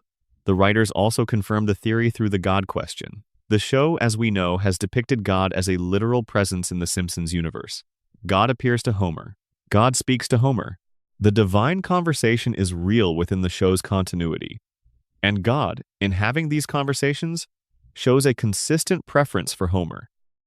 Homer, who drinks too much and eats too much and sleeps through church and has a history of causing harm through negligence that would be criminal in a more just version of Springfield. Homer gets the divine audience. Ned goes to church every week. Ned prays before every meal. Ned reads scripture and tries to live its principles, and has built his entire existence around a devotion to a God who, within the show's own established reality, is present and interactive with members of the Springfield community. Ned should be exactly the kind of person this God talks to. And God never speaks to Ned. The show never addresses this directly. It doesn't have to. The pattern is there, and it is unmistakable. Every time God shows up in the show, it is to have a conversation with Homer. God tells Homer things. God jokes with Homer. God shows up in Homer's dreams and in Homer's near-death experiences and in the theological episodes. And Ned, who is in the pew every Sunday, hears nothing. The writers confirmed this pattern across many seasons without ever noting it. They were not making a theological argument. They were writing God as a character who works best when paired with Homer, because the comedy of God and Homer is the comedy of the high meeting the low and the low not fully understanding what it is in the presence of. God and Ned is not that comedy. God and Ned is two people who are already on the same page, which is not interesting. So the writers put God with Homer again and again, and the accumulated weight of that choice tells you something about the show's view of the universe that it never states directly. The universe of The Simpsons rewards Homer and punishes Ned. Not because Homer is good and Ned is bad, not because Homer deserves the divine attention and Ned doesn't, but because Homer is interesting and Ned is a performance.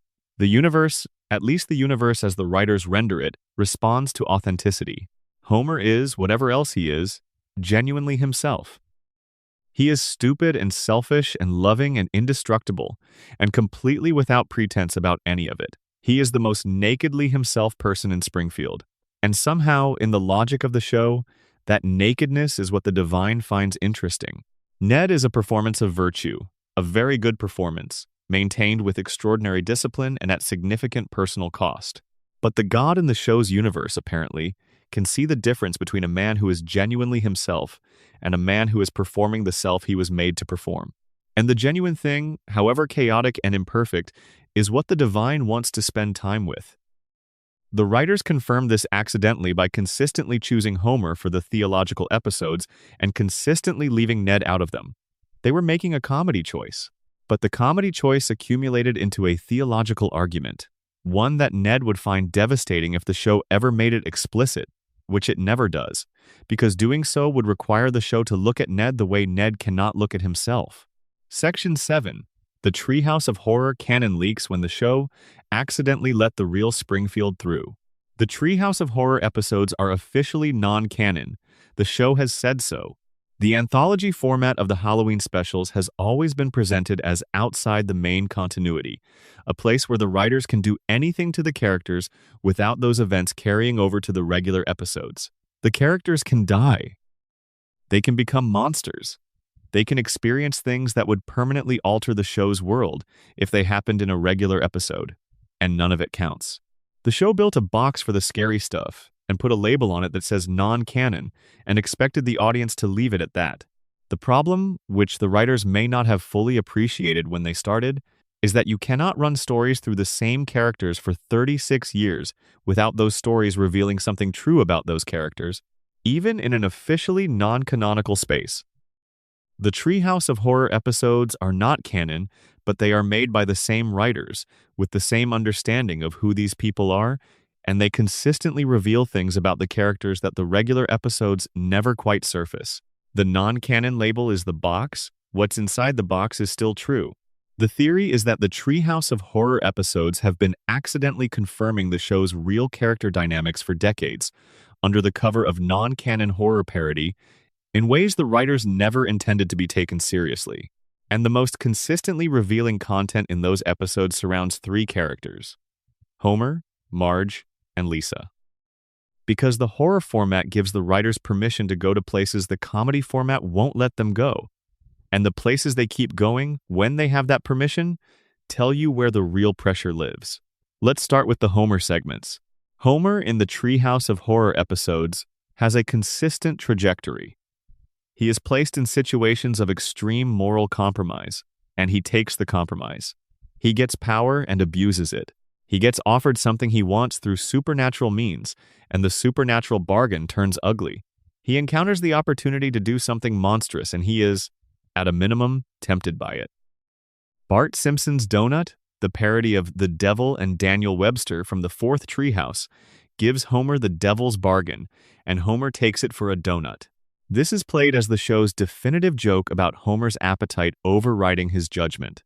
He sells his soul for a donut, eats most of the donut, saves a piece of the donut, and then accidentally eats the saved piece in his sleep. His soul belongs to the devil, because of a donut he ate while unconscious. The comedy is perfect. The show got exactly what it wanted from that premise. But running underneath the comedy is a specific decision that Homer makes in the story. When given the opportunity to undo the bargain, to get his soul back, to restore himself, Homer's primary concern is not the metaphysical status of his immortal soul. It is the donut. He wants to know if he is going to get to finish the donut before the deal comes due. He has made a permanent, catastrophic bargain, and the first thing he thinks about is the donut. The treehouse format lets the writers write Homer as genuinely self-destructive in a way the regular show can't. In canon, Homer's self-destruction is always tempered by resolution, by the episode's structural requirement to return him to functional father status by the end. In the treehouse, there is no such requirement. Homer can stay compromised, he can lose his soul, and the story can end there.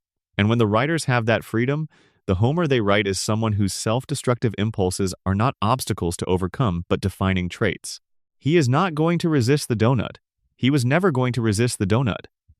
The donut is just the specific test, and Homer's failure at it reveals a more general truth about what he prioritizes. The Homer 3 segment from the 27th episode of the 6th season's Halloween special is the most formally ambitious treehouse piece the show ever attempted, and it accidentally reveals something about Homer's internal landscape that the regular show never goes near. Homer is trapped in a 3D computer-rendered universe. He is alone there. The universe around him is strange and beautiful and utterly empty. And Homer, who is never shown being comfortable with silence or emptiness, is alone in this space, and for a moment the horror of it is genuine. Not horror movie horror, existential horror. The horror of a person suddenly stripped of everything that gives their life texture and faced with nothing but themselves and infinite, empty space. The segment resolves in comedy, as the treehouse segments always do. Homer falls through the rendered universe into the real world, where he discovers a store that sells erotic cakes. He is immediately comfortable. The crisis is over. But in the transition between the 3D universe and the real world, there is a moment where Homer is falling, and the fall is quiet, and the universe is dark, and nothing is there. And the look on Homer's face in that moment is specific. It is not panic. It is something closer to recognition. As if the empty universe is a place he has been before, internally, and the comedy of his life is the erotic cake store, the thing that reliably fills the emptiness before he has to sit with it. The writers were doing something formally experimental with that segment. They were not trying to make an argument about Homer's inner life. But the visual they chose, the specific image of Homer alone in an infinite empty space before finding the fullness of the real world, confirms something about the engine beneath his character that the comedy format never directly states. Marge's treehouse appearances follow a different pattern. In the parody segments where Marge is given a storyline, she consistently occupies the role of the person who sees clearly what is happening and cannot make anyone else see it. She is the Cassandra figure, the one who knows. The horror that befalls her is almost always the horror of being unable to be heard, of watching something terrible unfold while the people around her decline to believe her. Bad Dream House, from the very first Treehouse special, sets this up. The family moves into a haunted house. The house is trying to get them to kill each other, and Marge is the first one to identify that something is wrong. She says they should leave. The family overrules her, because leaving would mean missing out on a deal, and the comedy of the segment depends on Homer's desire to save money overriding Marge's entirely reasonable assessment of the situation. The haunted house scenario plays out as horror parody, but the specific choice to make Marge the clear-sighted one and Homer the one who won't listen is not random. The writers keep returning to this dynamic in the Treehouse episodes because it reflects the actual dynamic of the regular show. Marge sees things clearly and Homer does not, and Homer's blindness is the cost they all pay. In the regular episodes, this plays out in domestic comedy. In the Treehouse, it plays out in horror. But the underlying relationship is the same. Fly versus Fly, Season 11's Treehouse, confirms the Bart-Homer dynamic from a direction the regular show never approaches. Bart uses a matter transporter to merge himself with a fly, accidentally, and becomes a creature that is partly himself and partly the insect. Homer's response to his son being transformed into a monster is to keep using the transporter to try to fix the problem and consistently make it worse. The episode is a parody of the movie The Fly, but the specific comedy of it is Homer's well-intentioned interventions, causing the problem to escalate. He is trying to help his son and he cannot stop making it worse. This is the regular show Homer-Bart dynamic stripped of its comedy buffer and run through a horror scenario that makes the stakes explicit. Homer loves Bart. Homer's attempts to help Bart regularly result in damage. The damage accumulates. Bart is left dealing with the consequences of his father's loving incompetence. In the regular show, this is comedy. In the treehouse, Bart literally becomes a fly. The metaphor became literal because the horror format removed the buffer that kept the metaphor comfortable. Lisa's treehouse appearances are the most revealing of all, because the horror format gives the writers permission to show what Lisa is afraid of, and what Lisa is afraid of in the treehouse episodes is consistently, specifically, and uncomfortably real. The Island of Dr. Hibbert, from the 13th Treehouse special, features a parody of The Island of Dr. Moreau, where Lisa is among the visitors to an island where humans are being transformed into animals. The episode is comedy horror. But Lisa's specific horror in the episode is the horror of becoming something she is not, of having her identity replaced by something assigned to her by someone in authority. She fights the transformation. She insists on remaining herself. The episode plays this as heroic comedy. Lisa is right to resist. The audience roots for her, but the horror she is resisting is the horror of a very specific thing. The horror of being told that who you are is not the right thing to be, that someone else's vision of what you should become is more valid than your own sense of yourself. This is not a generic horror movie fear. This is Lisa's actual fear, articulated in monster movie language. She has spent the show's entire run resisting exactly this pressure. Springfield keeps trying to make her into something it can process. She keeps insisting on the thing she actually is. The Island episode takes that dynamic and makes it explicit by making it physically literal. The Raven, the most celebrated treehouse segment, is the original. From the very first Halloween special, the show placed Edgar Allan Poe's poem in Homer's mouth and used the Simpson family to tell the story of a man undone by loss. And the choice of Homer as the narrator, as the Poe figure, as the man who opens the door and finds only darkness, is the writers accidentally revealing that they knew, from the beginning, that Homer's story has a tragedy inside it. That beneath the comedy of his character is a man who has been visited by loss and who keeps opening the door of his own life, hoping that what is on the other side is something other than the dark. The Raven in the poem says, "Nevermore." It says this to every question the narrator asks. Will I see her again? Nevermore. Will the grief end? Nevermore. Will anything be different? Nevermore. And Homer, delivering the lines, delivers them with a terror that the regular episodes never put on his face. Because in the regular episodes, everything resolves. In the treehouse, the door opens and the Raven is there and it stays there, and it keeps saying the same thing. And Homer, in the frame of the poetry, has to accept what it says. The writers chose this for the first treehouse. They chose the poem about permanent, unanswerable loss, and they put Homer at the center of it. They were creating a literary parody. They were also, accidentally, placing the character who would spend the next 3 decades surviving everything without consequence inside a narrative where consequences are the point and survival is not guaranteed. The Raven segment is the show telling you what the regular episodes refuse to say. Some things cannot be recovered from. Some doors open and what's on the other side does not go away. The non-canon label on the Treehouse episodes has always been the show's way of saying, this doesn't count, we are just playing. But the things you find when you read the Treehouse segments against the character portraits the regular show builds are too specific to be accidents of the play. The writers, when given the horror format and the freedom from consequence, kept writing the same things.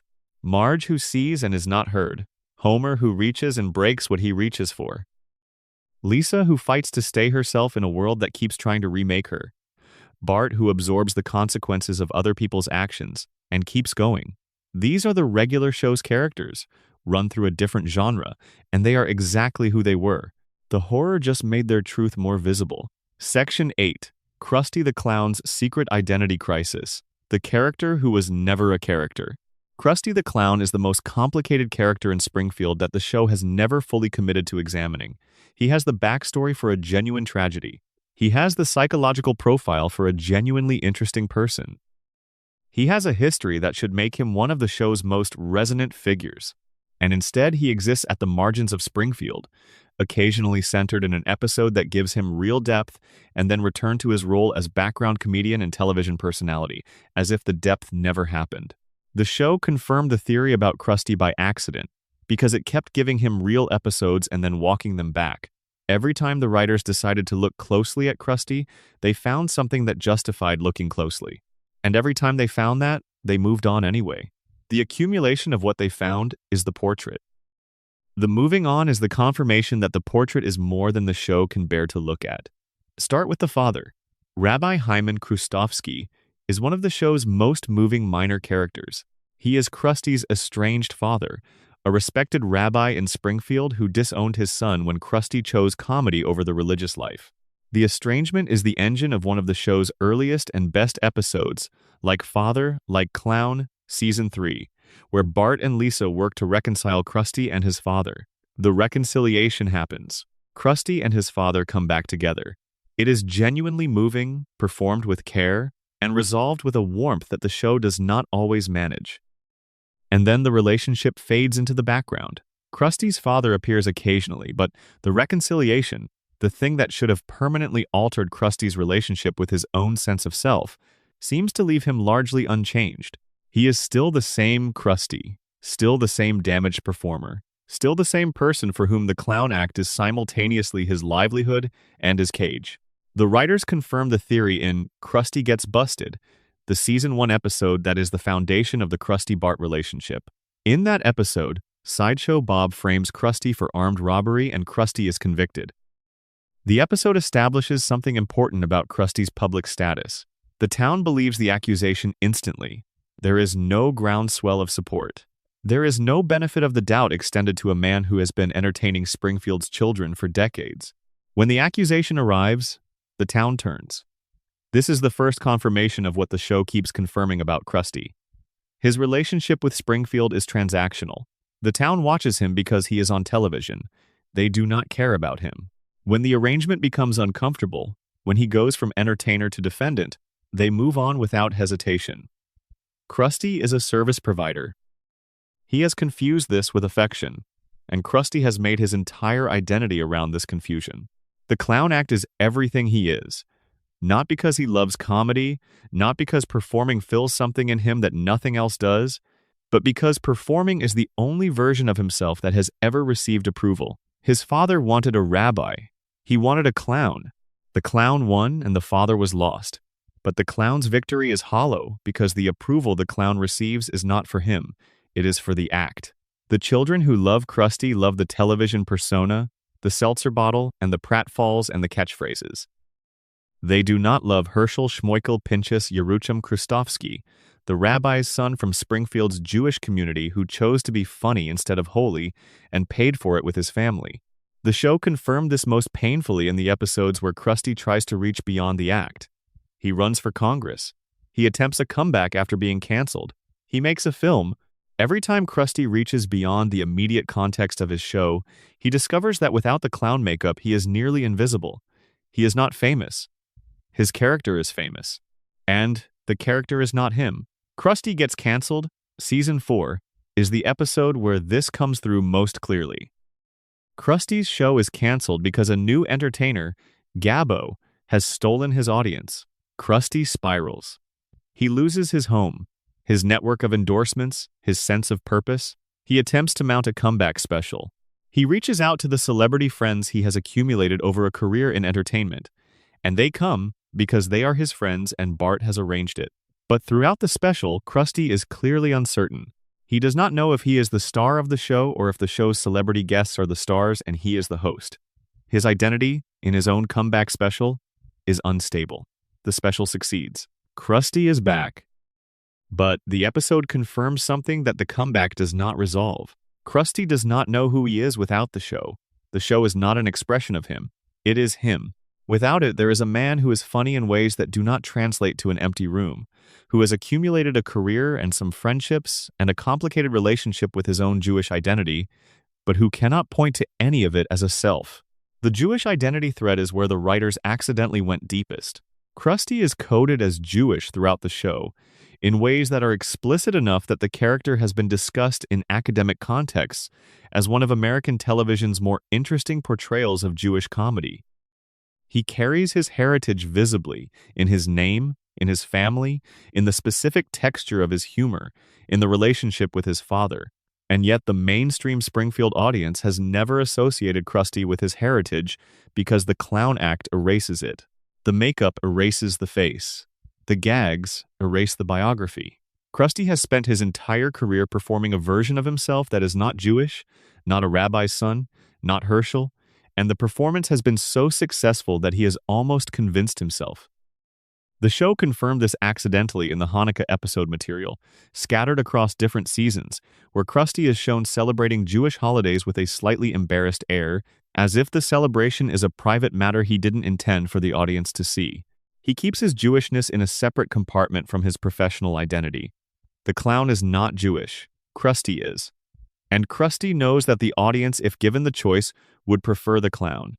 The writers also confirmed the theory through Krusty's relationship with children.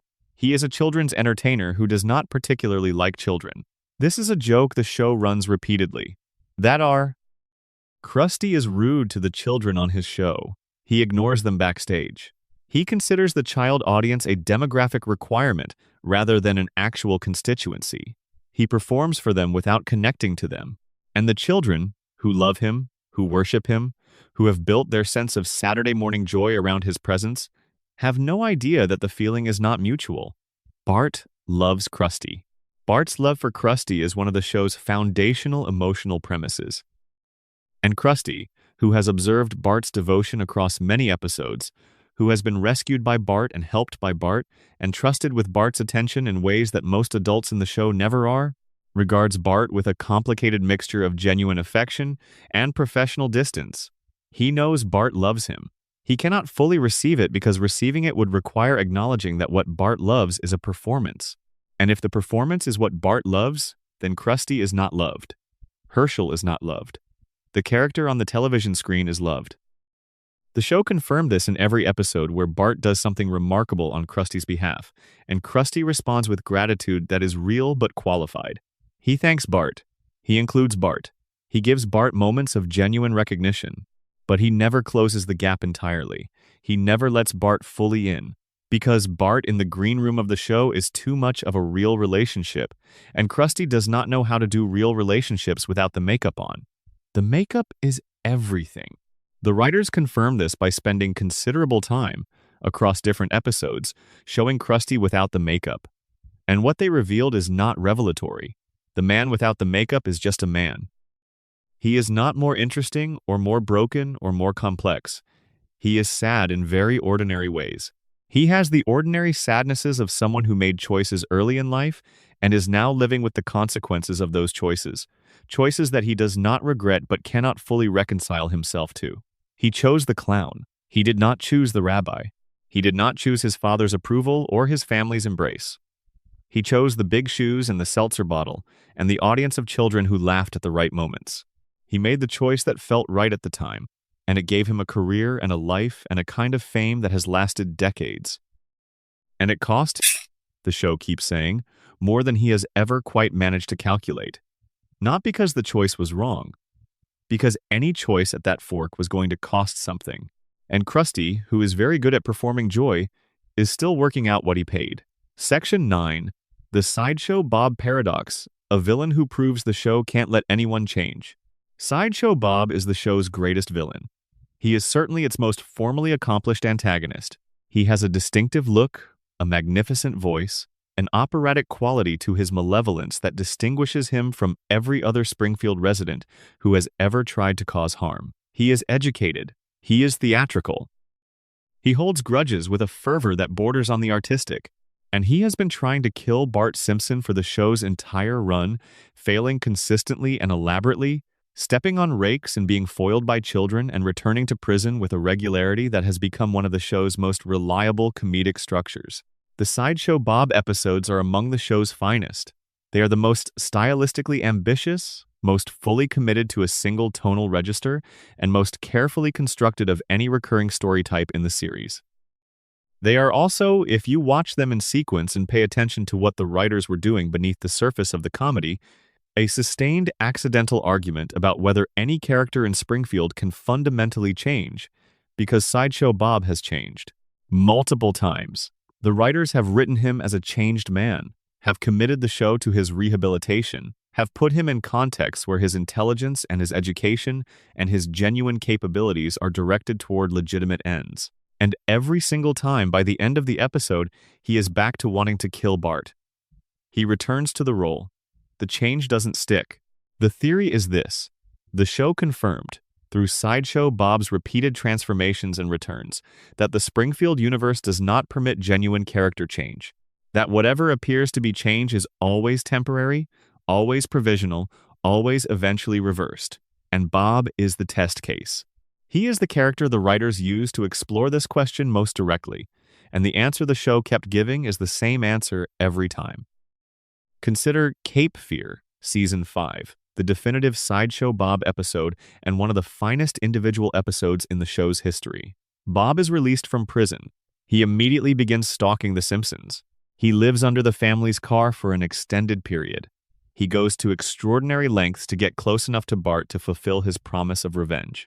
The episode is a pitch-perfect Scorsese parody, stylishly directed, with a climax involving Bob stepping on a series of rakes that is, depending on how you count them, either the funniest or most formally committed running joke in the show's history. And the episode confirms something about Bob that every subsequent Bob episode reinforces. His intelligence does not help him. He is, by any objective measure, the most intelligent recurring character in Springfield.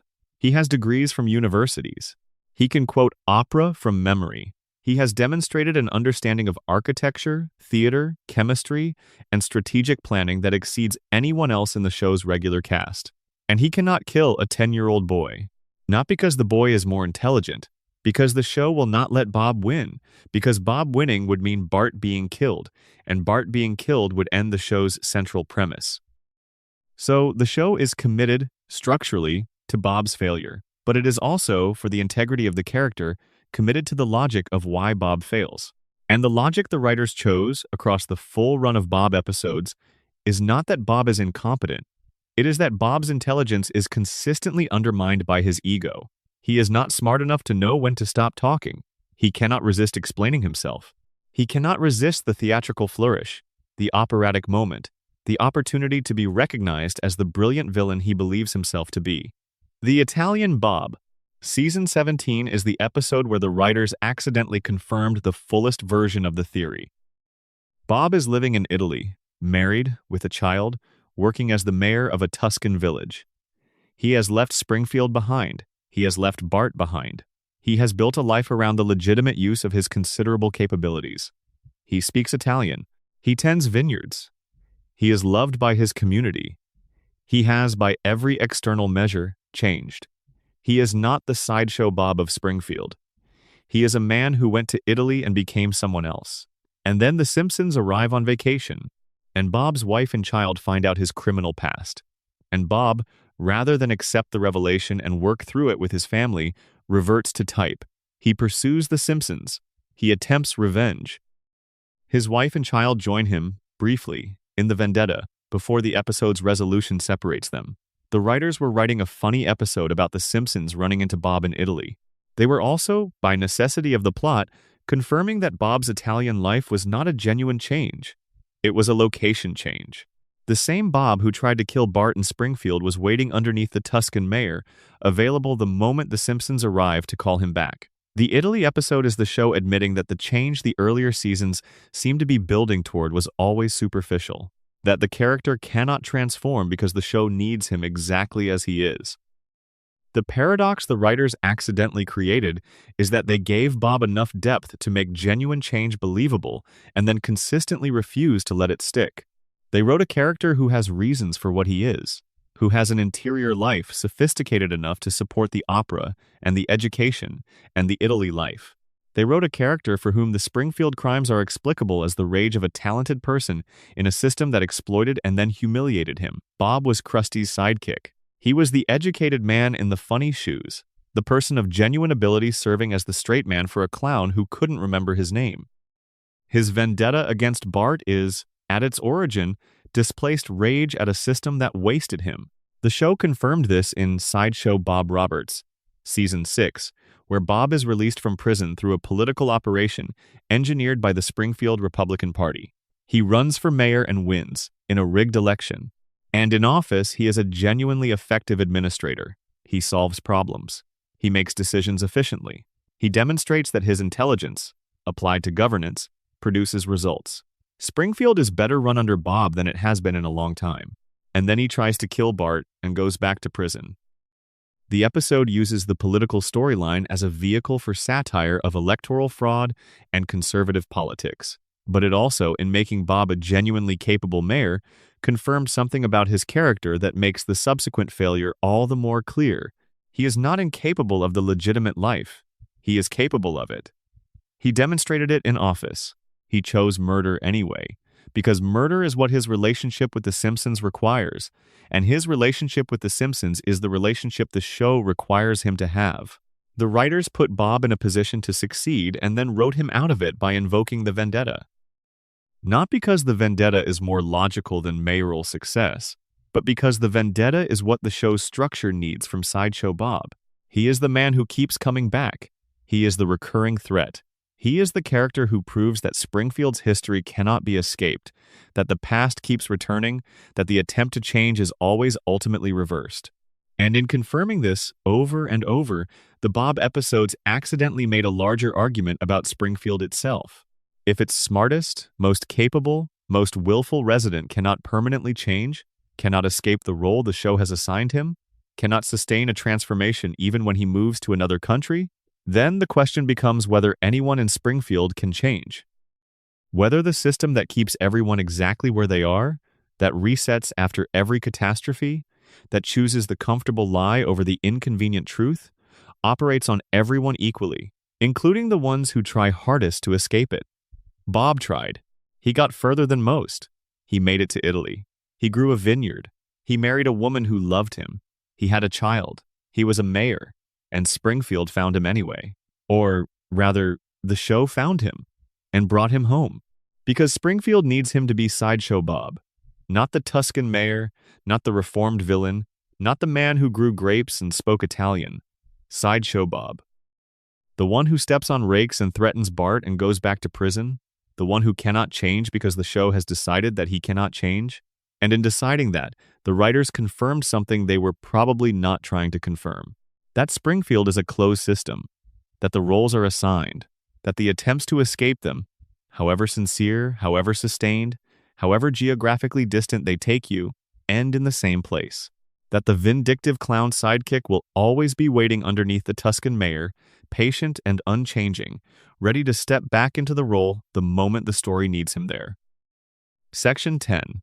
Grandpa Simpson and the history the show keeps rewriting, memory, myth, and the stories old men tell. Abraham Simpson is the oldest continuous human presence in the show's regular cast. He is Homer's father. He is the Simpson family's connection to the past, to the history that preceded the show's beginning. He lives in the Springfield Retirement Castle, an institution that the show treats as a comedy setting and which is, under any serious examination, a profoundly depressing place. He tells stories that nobody listens to. He dozes off mid-sentence. He is beloved but not quite heard, present but not quite included, old in the specific way that the show treats old age, as a condition that excuses you from full participation in the world while still requiring you to show up. Grandpa Simpson, across the full run of the show, has accumulated a history that is enormous and deeply inconsistent. He has been in both the American and German armies during World War II, at different points in different episodes. He has been a vaudevillian and a wrestler and a member of a band that was briefly enormous. He knew people who are now historical figures. He was present at events that, given his stated age and the timeline, he could not possibly have attended. He has claimed memories that contradict other memories he has shared. His history is, if you line all of it up, impossible. The show has acknowledged this inconsistency in comedy, presenting Grandpa's tendency to contradict himself as evidence of senility. He forgets. He confuses episodes. He tells the same story with different details. This is a comedy character trait, an old man whose relationship with his own past has become unreliable. The joke is that nobody expects his stories to be accurate because he can barely remember where he left his glasses. But the theory, which the writers confirmed through the specific content of Grandpa's stories rather than their inconsistency, is that Grandpa's unreliability is not purely about memory. It is about something more deliberate. Grandpa Simpson is a man who has spent his entire life constructing a version of himself that serves whatever the present moment requires. His stories are not simply misremembered. They are curated. He tells the story that makes him look best in the current context. He adjusts the biography to fit the audience. The show confirmed this in The Color Yellow, Season 21, which reveals that the Simpson family has a black ancestor who was helped to freedom along the Underground Railroad by an ancestor of the family. The episode is a revisionist history of the Simpson family's past, framed as Lisa discovering the real story hidden inside the family's official self-mythology. And the official self-mythology, the version that had been told and retold, turns out to be edited. The heroic ancestor turns out to have been less heroic than the story suggested. The real history is more complicated, more morally specific, less flattering. The writers were doing a special episode about race and history, one of the show's more ambitious social issue outings. But in the process of doing it, they confirmed something about Grandpa's relationship with family history. The family myth exists because someone constructed it. Someone decided which details to keep and which to let go. Someone edited the story until it was the version that the family could be proud of. And Grandpa, as the family's oldest resident, as the keeper of the deepest records, is the most likely architect of those edits. This is the theory. Grandpa knows more than he lets on. Not about everything. Not about the grand Springfield conspiracy, but about the family's own past. He has been managing the Simpson family's relationship with its own history for decades. The stories he tells are the stories he has decided to tell. The memories that seem lost are not always lost. Some of them are held in reserve, available only when the moment is right, or never, depending on what serving them up would cost. The show confirmed this most directly through the Mona Simpson plotline. Grandpa told Homer that his mother was dead. He maintained this fiction for 27 years. He had a grave he showed Homer. He had a backstory he had prepared. He lived with Homer through Homer's entire childhood, through Homer's adolescence, through Homer's young adulthood, and he never told Homer the truth. Not because he forgot, because he chose not to. This is not the behavior of a man whose relationship with the truth is casually unreliable. This is the behavior of a man who is extremely precise about what he tells and when. The senility, the forgetfulness, the contradicting stories, these are the surface. Underneath them is someone who knows exactly what he has decided not to say. The Old Man and the Key, Season 13, shows Grandpa pursuing a romance at the retirement castle and lying about his age, his history, his current status, and several other details in order to impress the woman he is interested in. He is not confused about his actual age. He is lying about it. He knows what the truth is, and he is choosing to tell something else. The comedy of the episode depends on the audience being able to see that Grandpa's stories are confected for the purpose of the moment. He is not misremembering. He is performing. This is the character underneath the senility gag. A performer. Someone who learned, possibly early in life, that the stories you tell about yourself are more effective tools than the truth, and who has spent decades refining his use of those tools. The World War II material is the richest vein. Grandpa was in World War II. This is established early and maintained consistently enough that it is one of the show's genuine fixed points. He served. He had experiences during the war that shaped him. The show has used the war material in various ways across different episodes, sometimes as comedy, sometimes as genuine pathos, sometimes as the backdrop for reveals about who Grandpa is. In Raging Abe Simpson and His Grumbling Grandson in The Curse of the Flying Hellfish, Season 7, Grandpa reveals that he and Mr. Burns served in the same unit during the war, that they made a pact with their surviving unit members that the last one alive would inherit a collection of priceless paintings that were taken from a German castle, that Burns has been trying to eliminate the other members of the pact to inherit the paintings alone, that Grandpa and Burns have a history that predates everything the show has established about their relationship. This episode is extraordinary for many reasons, but the most important one for the Grandpa theory is what it reveals about the stories Grandpa has not told. He and Burns serve together. He and Burns have a shared history that is connected to art theft and attempted murder. He has known Burns for longer than the show established. And he never told Homer any of this. Not because he forgot, because it never came up, or because he decided not to bring it up, or because the information was kept in the archive rather than the daily inventory. The episode also confirms that Grandpa, when he has something worth fighting for, fights. He is not simply a passive figure who tells stories and dozes. In The Flying Hellfish, he maneuvers, he schemes, he physically confronts Burns to protect what is rightfully his. He is effective. He is resourceful. He is, when the stakes are high enough to call on the person he used to be, still that person. And the next episode, he is back at the retirement castle, telling stories no one listens to, dozing off in his chair. The transformation does not stick. The capable grandpa returns to the familiar grandpa, because the familiar version is what the show needs day to day. The retirement castle itself deserves attention because the writers accidentally confirmed something about it across many episodes that changes how the setting feels. The castle is neglected. Its residents are underfed, underattended, and essentially warehoused. Homer has left his father there through moments of genuine crisis and chosen his own comfort over his father's. The show plays this as one of Homer's recurring failures, the ways in which he is not quite a good son. And it is played as comedy because the comedy of Homer's failures is the engine that drives the show. But the retirement castle's state, its residents' condition, Grandpa's isolation within it, all of this is the show confirming something specific about the Springfield value system. Old people in Springfield are a management problem. They are stored. They are not particularly respected. The stories they carry, the history they represent, the things they know from decades of living in the same town are not particularly valued. Springfield has a short memory by institutional design, and the people who hold the deepest memories are kept in a facility at the edge of town where they can be visited on holidays and otherwise not thought about. Grandpa's unreliability, his tendency to tell contradicting stories, has always been the show's excuse for not taking his history seriously. But the show, by making him unreliable, made it impossible for the audience to know which stories were the real ones. Which means the real ones are in there, in the archive, in the catalog of things Grandpa has decided to tell and not tell. And the real ones include things about Homer, about Mona, about Burns, about the history of Springfield before the show began, that the audience has never fully been given access to. The writers confirmed the theory by giving Grandpa enough real substance, enough specific detail, enough moments of genuine capability and deliberate choice, that the senility reading cannot fully contain him. He is not just an old man who doesn't remember clearly. He is an old man who remembers very clearly and chooses his moments. The stories he tells are the ones he wants told. The stories he hasn't told are the ones he is still deciding about.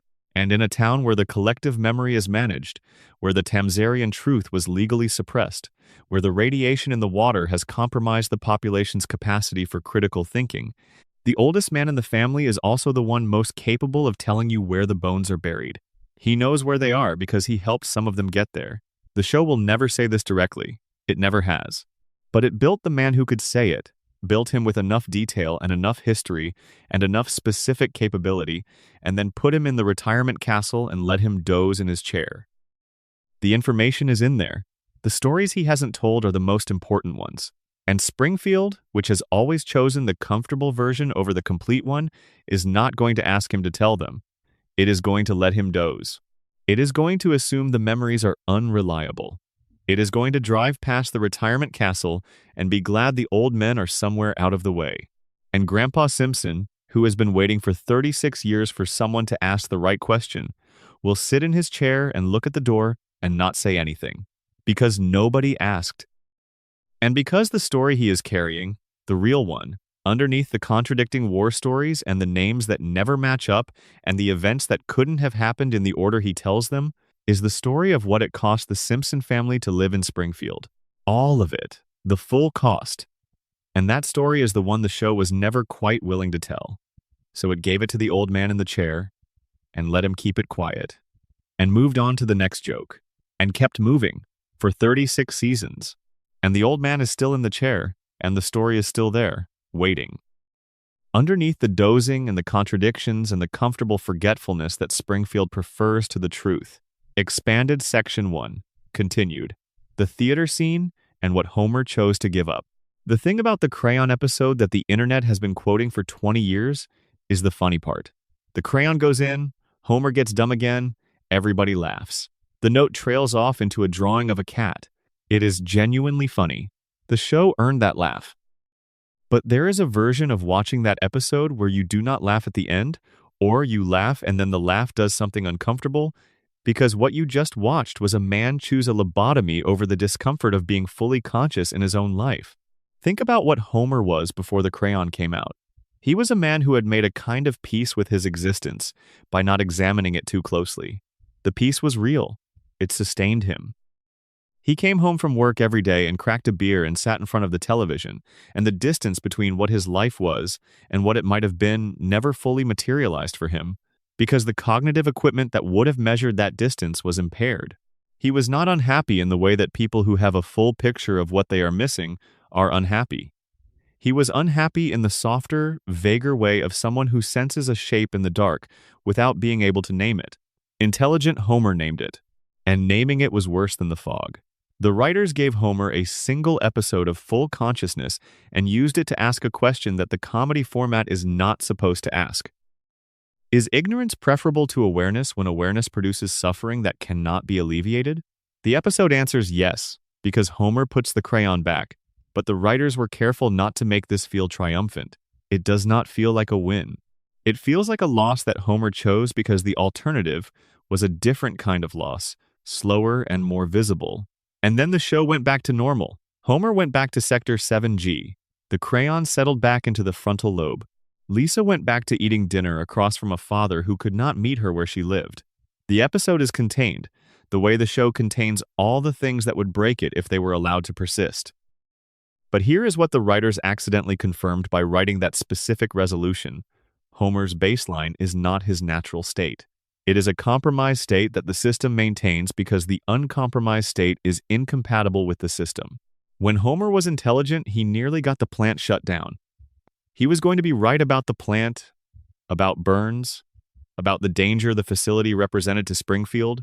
He was going to use his intelligence to do the thing that intelligence is supposed to do, which is identify a problem and address it. Burns ensured this did not happen. The show is explicit about this. Burns did not engage Homer in debate. Burns did not refute Homer's findings. Burns simply ensured that the findings went nowhere, because Burns has spent a century building an infrastructure designed to ensure that findings like Homer's go nowhere. The intelligent Homer ran directly into the wall of that infrastructure, and the wall did not move. And Homer, rather than continue running into the wall, chose to stop being intelligent. He chose the system's preferred version of himself. He went back to being what Burns needed him to be, the smiling face in Sector 7G, the man whose safety reports are cheerful and incomplete and will never threaten anything. And he did this not out of stupidity, because at the moment of the choice he was not stupid.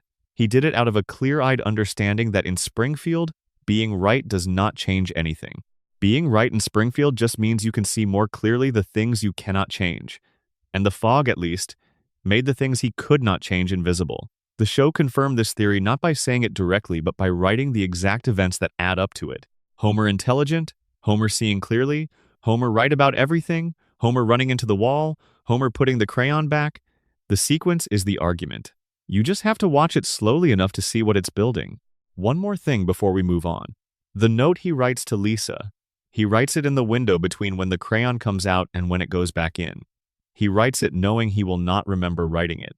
He writes it as a message from the version of himself that exists briefly in the gap between one state and another. The version that can see Lisa clearly and knows what she needs and cannot provide it, and is writing down the acknowledgement of this before the capacity to acknowledge it is removed. The note is the most honest thing Homer Simpson has ever done, and it required him to be temporarily not himself to do it. The fog came back, the note remained, and every time Lisa reads it, she is reading a message from the father she could have had, addressed to the daughter he briefly understood. That is what the writers confirmed by accident.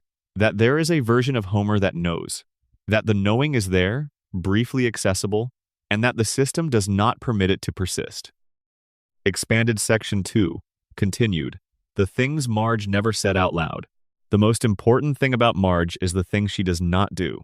She does not leave. This is not as obvious as it sounds. The show has spent 36 seasons giving Marge reasons to leave.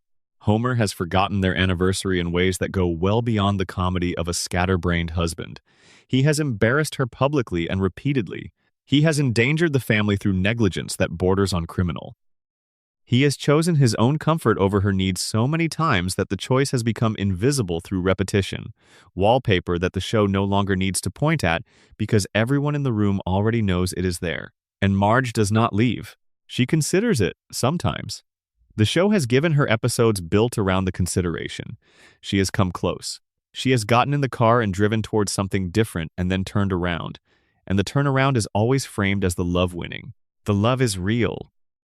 But love winning is not the only explanation for the turnaround, and the writers, if you watch them closely enough, have been building another explanation alongside the official one for years. Marge does not leave because Marge does not fully believe there is anywhere to go, not in the sense that no other options exist.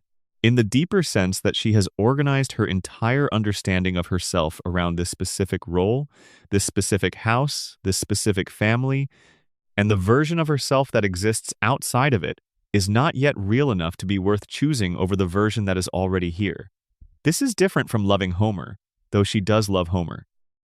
It is about the specific way that women who have been primary caregivers for long enough can lose the thread of who they are when they are not being primary caregivers. The role absorbs the self, not maliciously, just through the accumulating weight of years spent in service of other people's needs. The writers confirm this most clearly in Marge Be Not Proud from Season 7. The episode is ostensibly about Bart shoplifting a video game, but the emotional center is Marge's response to discovering it. She does not get angry in the way Homer gets angry. She gets hurt. And the specific texture of her hurt is the texture of someone whose relationship to her child has been built around an image of the child that turned out to be incomplete, and who now must figure out what the relationship is when the image is gone. She withdraws. She becomes formal with Bart in a way that is more difficult to bear than punishment. She provides the services without the warmth. She gives him what is required and nothing more. And Bart feels the withdrawal as abandonment, which is what it is, partial and temporary but real, and the episode follows him trying to earn his way back into the warmth. The resolution is warm and earned. Bart takes a family photo independently, as a gesture of understanding, and gives it to Marge. She is moved. The warmth comes back. Everything is fine. But in the episode, Marge revealed something the comedy usually keeps under the surface. Her emotional investment in her children is so total that its withdrawal is its own kind of violence. She did not raise her voice. She did not punish him in any traditional sense. She simply became unavailable, and the unavailability was the worst thing she could have done, which tells you something about how much of what she provides the family depends on her choosing to provide it. Marge's love is a choice. The writers confirm this by showing what happens when she partially withdraws it. The family wobbles. Bart wobbles. The house feels different. And Marge, in that withdrawal, is doing something closer to a demonstration of power than she ever does when she is simply providing everything smoothly and without drama. She does not usually demonstrate the power. She provides, but the show kept slipping in these moments where the provision was briefly absent. These episodes where Marge stepped slightly back from the role and the role's absence became visible as a shape, as the negative space that was always there but only observable when it was temporarily unfilled. Marge versus The Monorail from Season 4, which is primarily a comedy about a musical con man, and Springfield's civic gullibility, contains one moment that sits outside the comedy.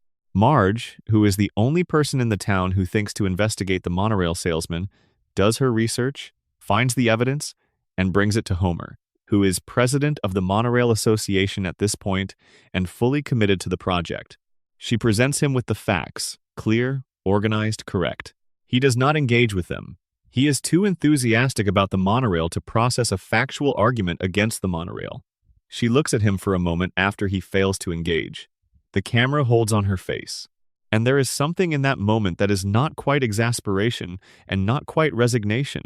It is something more specific, the face of a woman who is doing the work that needs to be done in a situation where the doing of it will not be witnessed or appreciated or even fully registered, and who has made the specific private peace with this that is required to continue doing it. She is not performing her emotion for Homer. She is not trying to change his mind through her expression. She has looked at him, understood what she is looking at, made an internal calculation, and turned back to the problem. She is the most competent person in Springfield in the most invisible way.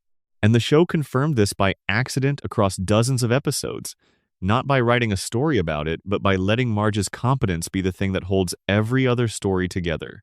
You notice it when you stop watching the plots and start watching what is happening in the background. While Homer is doing the plot, Marge is doing everything else. She is managing the information, making the calls, preparing for what comes after, cleaning up what came before. She is the infrastructure. And like all infrastructure, she is most visible when she is briefly failing or briefly absent. The rest of the time, she just works. Expanded Section 3. Continued. What Bart was always reaching for. The specific sadness of Bart Simpson is that he has the wrong kind of intelligence for the world he was born into. He is not unintelligent. The show has confirmed this too many times to leave any doubt. He has street intelligence, social intelligence, a facility with improvisation and reading people, and finding the angle in any situation that allows him to move through it. These capabilities are real and they are his, and in a different environment, with different structures around them, they would produce a different Bart than the one Springfield Elementary has been failing to graduate for 36 years. But Springfield Elementary cannot use what he has. The curriculum measures linear, sequential performance.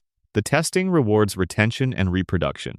The system was built for a specific kind of mind, and Bart's mind is not that kind. So the system calls him a failure and puts him in detention and passes him up to the next grade out of exhaustion rather than achievement.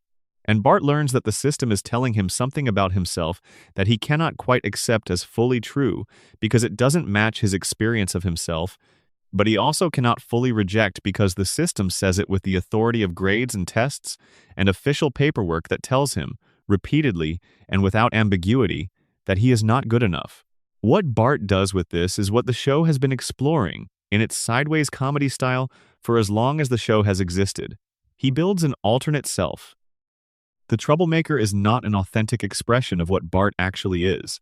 It is a character he plays because the character gives him something the system cannot take away, which is a reputation, a role, a known quantity. Being the troublemaker means that when Bart walks into a room, there is already a story about who he is. He does not have to negotiate his identity from scratch every time. The story precedes him. It is not a flattering story, but it is his, and the ownership of it is the thing of value. The show confirmed this most precisely in Bart the Genius, Season 1, Episode 2, the second episode the show ever aired. Bart cheats on an aptitude test and is placed in a school for gifted children. He does not belong there by the test's intended measure, but the episode reveals something remarkable. He holds his own. Not easily, not without effort, but genuinely. He engages with the material. He makes a friend. He finds something in the environment that the Springfield Elementary environment has never provided, which is stimulation. He is bored at Springfield Elementary. He is not bored at the school for gifted children, and the boredom versus engagement distinction is the episode's real subject, wrapped inside the plot about the cheating and the guilt. He eventually confesses. The confession is interesting because it is not forced by external pressure. The teachers don't figure it out. Nobody catches him. He confesses because he cannot sustain the enjoyment of belonging somewhere he doesn't legitimately belong. He could theoretically have stayed. He chose not to. And the choice confirms something about his character that the troublemaker performance is designed to obscure. Bart has a conscience that operates without an audience. He did not confess because someone was watching. He confessed because carrying the knowledge was incompatible with the version of himself he needs to be able to live with. This is not the behavior of a character without depth. It is the behavior of a character with a very specific kind of depth, oriented toward fairness and self-respect in ways that the grading system cannot measure and the detention slip does not acknowledge. Separate Vocations from Season 3 return to this theme with more complexity. When the career test suggests police work as Bart's vocation, his first response is dismissive, because the troublemaker cannot be interested in law enforcement without the performance collapsing. But then he tries it. He becomes a hall monitor. And the episode shows him being effective in a way the classroom never allowed.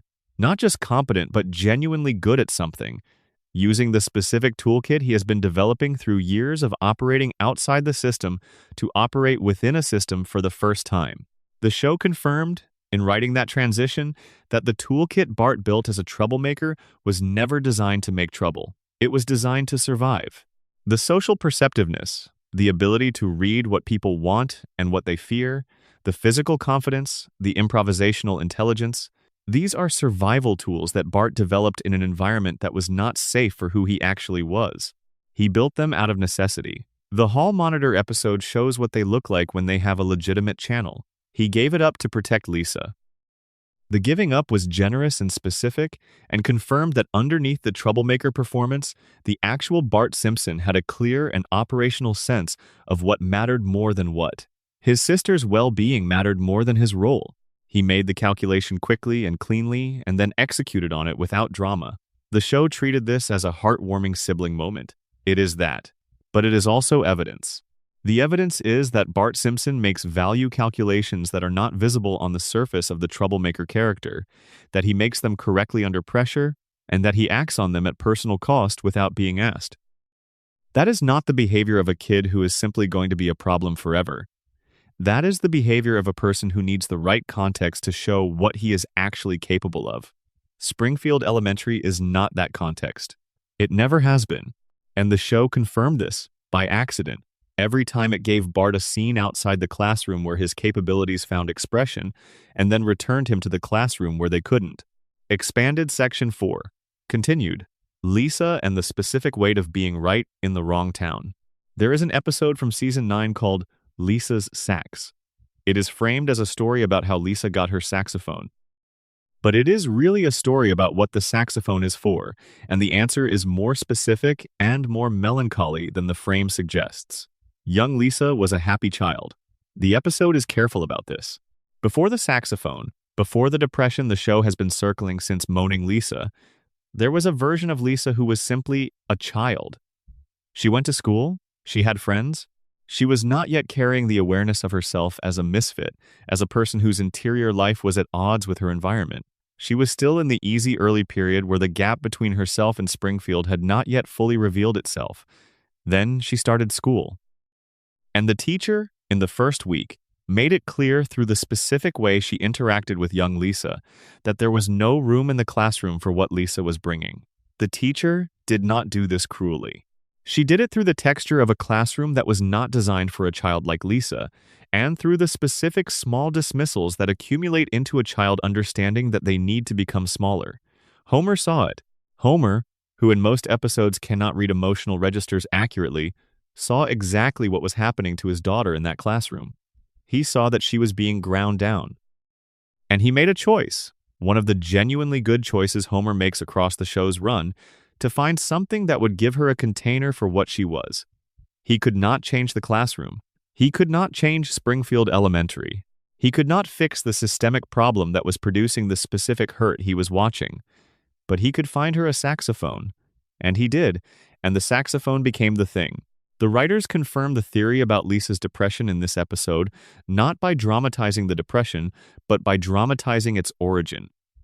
The origin is not mysterious, it is precise.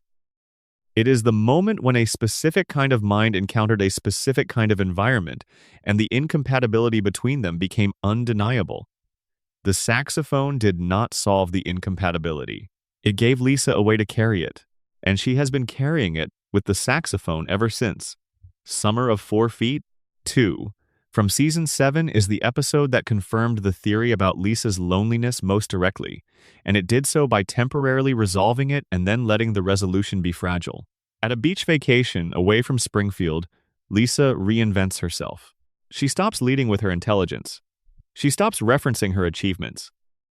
She becomes, by her own deliberate choice, a version of herself stripped of the markers that make her a target in Springfield. And it works. She makes friends. Real friends, who like her in the unguarded way that people like people, when there is no history and no reputation preceding the encounter. She is happy. The episode shows this with a gentleness that is rare in the show's treatment of Lisa. She is happy in the specific way of someone who has discovered that the problem she thought was intrinsic to her is actually environmental. The intelligence is still there. She has not hidden it fully. But in the absence of Springfield, in the absence of the context that makes her intelligence a problem, it becomes just one of the things she is, rather than the entire definition of her. Bart, who is used to being the popular one, sabotages this by sending out yearbooks that catalog all of Lisa's academic achievements.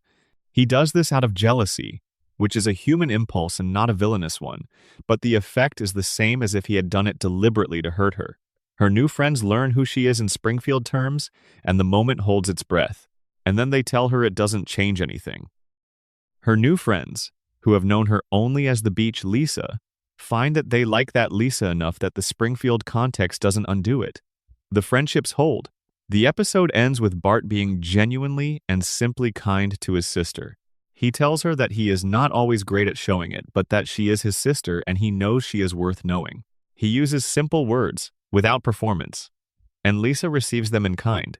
The writers confirmed, in writing this ending, that Lisa's friendships fail in Springfield not because she is unfriendable, but because Springfield is a specific environment that produces specific social dynamics around intelligence and achievement.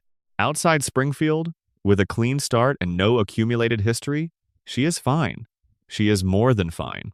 She is the person the saxophone has been carrying all along, the one who was there before the classroom dismissed her, still present, still looking for the context where she can simply be. She returns to Springfield. Wasia. The friends do not follow her there. The saxophone goes back in the case and comes back out again in the evenings, and the show continues in its way. But the episode left the confirmation in place. The problem is Springfield, not Lisa. The writers wrote an episode that proved this and then sent Lisa back to Springfield, and the specific sadness of the return is the show's most honest acknowledgement of what they built. Expanded Section 5. Continued. The school and what it keeps producing. Principal Skinner, or Armin Tamzarian, depending on which version of the show's history you are operating in, has one of the most complicated relationships with authority of any character on television. He is a man who adopted someone else's identity and then built his entire professional life inside that identity, and the professional life he built is one organized around a militaristic respect for hierarchy and rules that is, when you know the origin, obviously the response of a man who needed external structure because his internal structure was never settled. He ran the school the way he ran himself, by the imposition of order onto something that would otherwise be chaotic. The school needed it, or at least the school needed something. But what Skinner's version of order produced was an environment that managed chaos rather than creating conditions for learning. It kept the lid on. It maintained the minimum required level of function. It produced graduates who had spent years learning to perform compliance within a system that measured compliance and nothing else. And then his entire premise was revealed to be false. And the town voted to maintain the fiction rather than face the reality. And Skinner went back to school, and nothing changed. The show confirmed in that episode's resolution what the school had been confirming all along. The school persists by maintaining its own fiction. The fiction is that it serves the students. The reality, which the show has been building across hundreds of classroom episodes, is that the students serve the school by providing the bodies the school needs to justify its budget and the compliance the school needs to justify its authority. The oil well is the clearest confirmation. The school discovered oil beneath its property, an actual solution to the chronic funding crisis that has been degrading the educational environment for the show's entire run. Burns simply took it. He removed the solution before the school could use it, because the school having money would change things, and Burns has spent decades ensuring that things in Springfield do not change. What would the school look like with adequate funding? The show never found out, because Burns ensured they couldn't. But the question is the point. The school is chronically underfunded not because education is not valued in Springfield. It is chronically underfunded because adequate funding would produce educational outcomes that the town's dominant power structure cannot absorb without disruption. The plant needs workers who will not question the plant's safety record. The town needs voters who will not organize against its billionaire employer. And Springfield Elementary is, in the most structural and unsaid way, the factory that produces those workers and those voters. This is what the writers accidentally confirmed across 36 seasons of jokes about the school's deficiencies. The deficiencies are not random. They pattern in a specific direction. They underfund the arts, which produce critical thinking and emotional literacy. They understaff the sciences, which produce empirical reasoning and evidence-based challenge of authority. They underpay the teachers, which ensures that the most capable educators do not remain, and the ones who remain are the ones who have adapted to the environment by reducing their own expectations to a level the environment can fulfill. Lisa is the most visible evidence of this. She has educated herself around the school's deficiencies for her entire academic career. The school has not educated her. She has educated herself, using the school as a building to sit in while the actual learning happened through her own independent effort. She has done this because the school as an institution has nothing to offer her at the level she requires. She is getting through it. But the specific way she is getting through it, which is by substituting her own intelligence and discipline for the institutional support the school is supposed to provide, is producing something in her that is worth naming. She is learning that she is on her own. She is learning that the systems around her are not designed for her, will not carry her, will not meet her where she is. She is learning to be self-sufficient in the specific, exhausting way of someone who has discovered that self-sufficiency is not a choice, but a requirement. This is the thing the school produced in Lisa. Not knowledge, she got that herself. Self-reliance born of institutional absence. The writers confirmed this by never writing a Springfield elementary teacher who genuinely changed Lisa's trajectory. Mrs. Hoover, Lisa's regular teacher, is the distilled product of a system that wore her ideals down into indifference. She is not unkind. She is absent. She is professionally present and humanly gone, and Lisa has been educating herself in the space that absence created. Expanded Section 6. Continued. What Ned keeps not saying. There is one specific exchange between Ned and Homer that the internet has never fully examined, and it is in the episode Hurricane Neddy, right before Ned's breakdown reaches the Homer portion of the tirade. Ned looks at Homer, who has been trying, in his chaotic and genuine way, to help rebuild the house, and what crosses Ned's face is something that the comedian's timing of the scene moves past quickly, but that is there if you are watching for it. It is recognition. Not of Homer's specific failings, which Ned is about to catalog with devastating accuracy. Recognition of something more uncomfortable, which is affection. Ned looks at Homer and sees someone who has driven him to the edge of madness for 30 years and who is also, in his disorganized and unself-aware way, the person who tried hardest to help when the house went down. The tirade that follows is accurate. Every word of it is accurate, and it is being delivered to someone Ned would have named if someone had asked him to name his best friend. Not because Homer deserves the title, but because in Springfield, Homer is the person who shows up. He shows up wrong. He shows up making things worse. But he is there. Ned cannot hold both things at once without the conditioning fracturing, which is why the fracturing happens when it does. He is looking at Homer and feeling the contradiction too clearly. The anger is at Homer. The affection is also at Homer.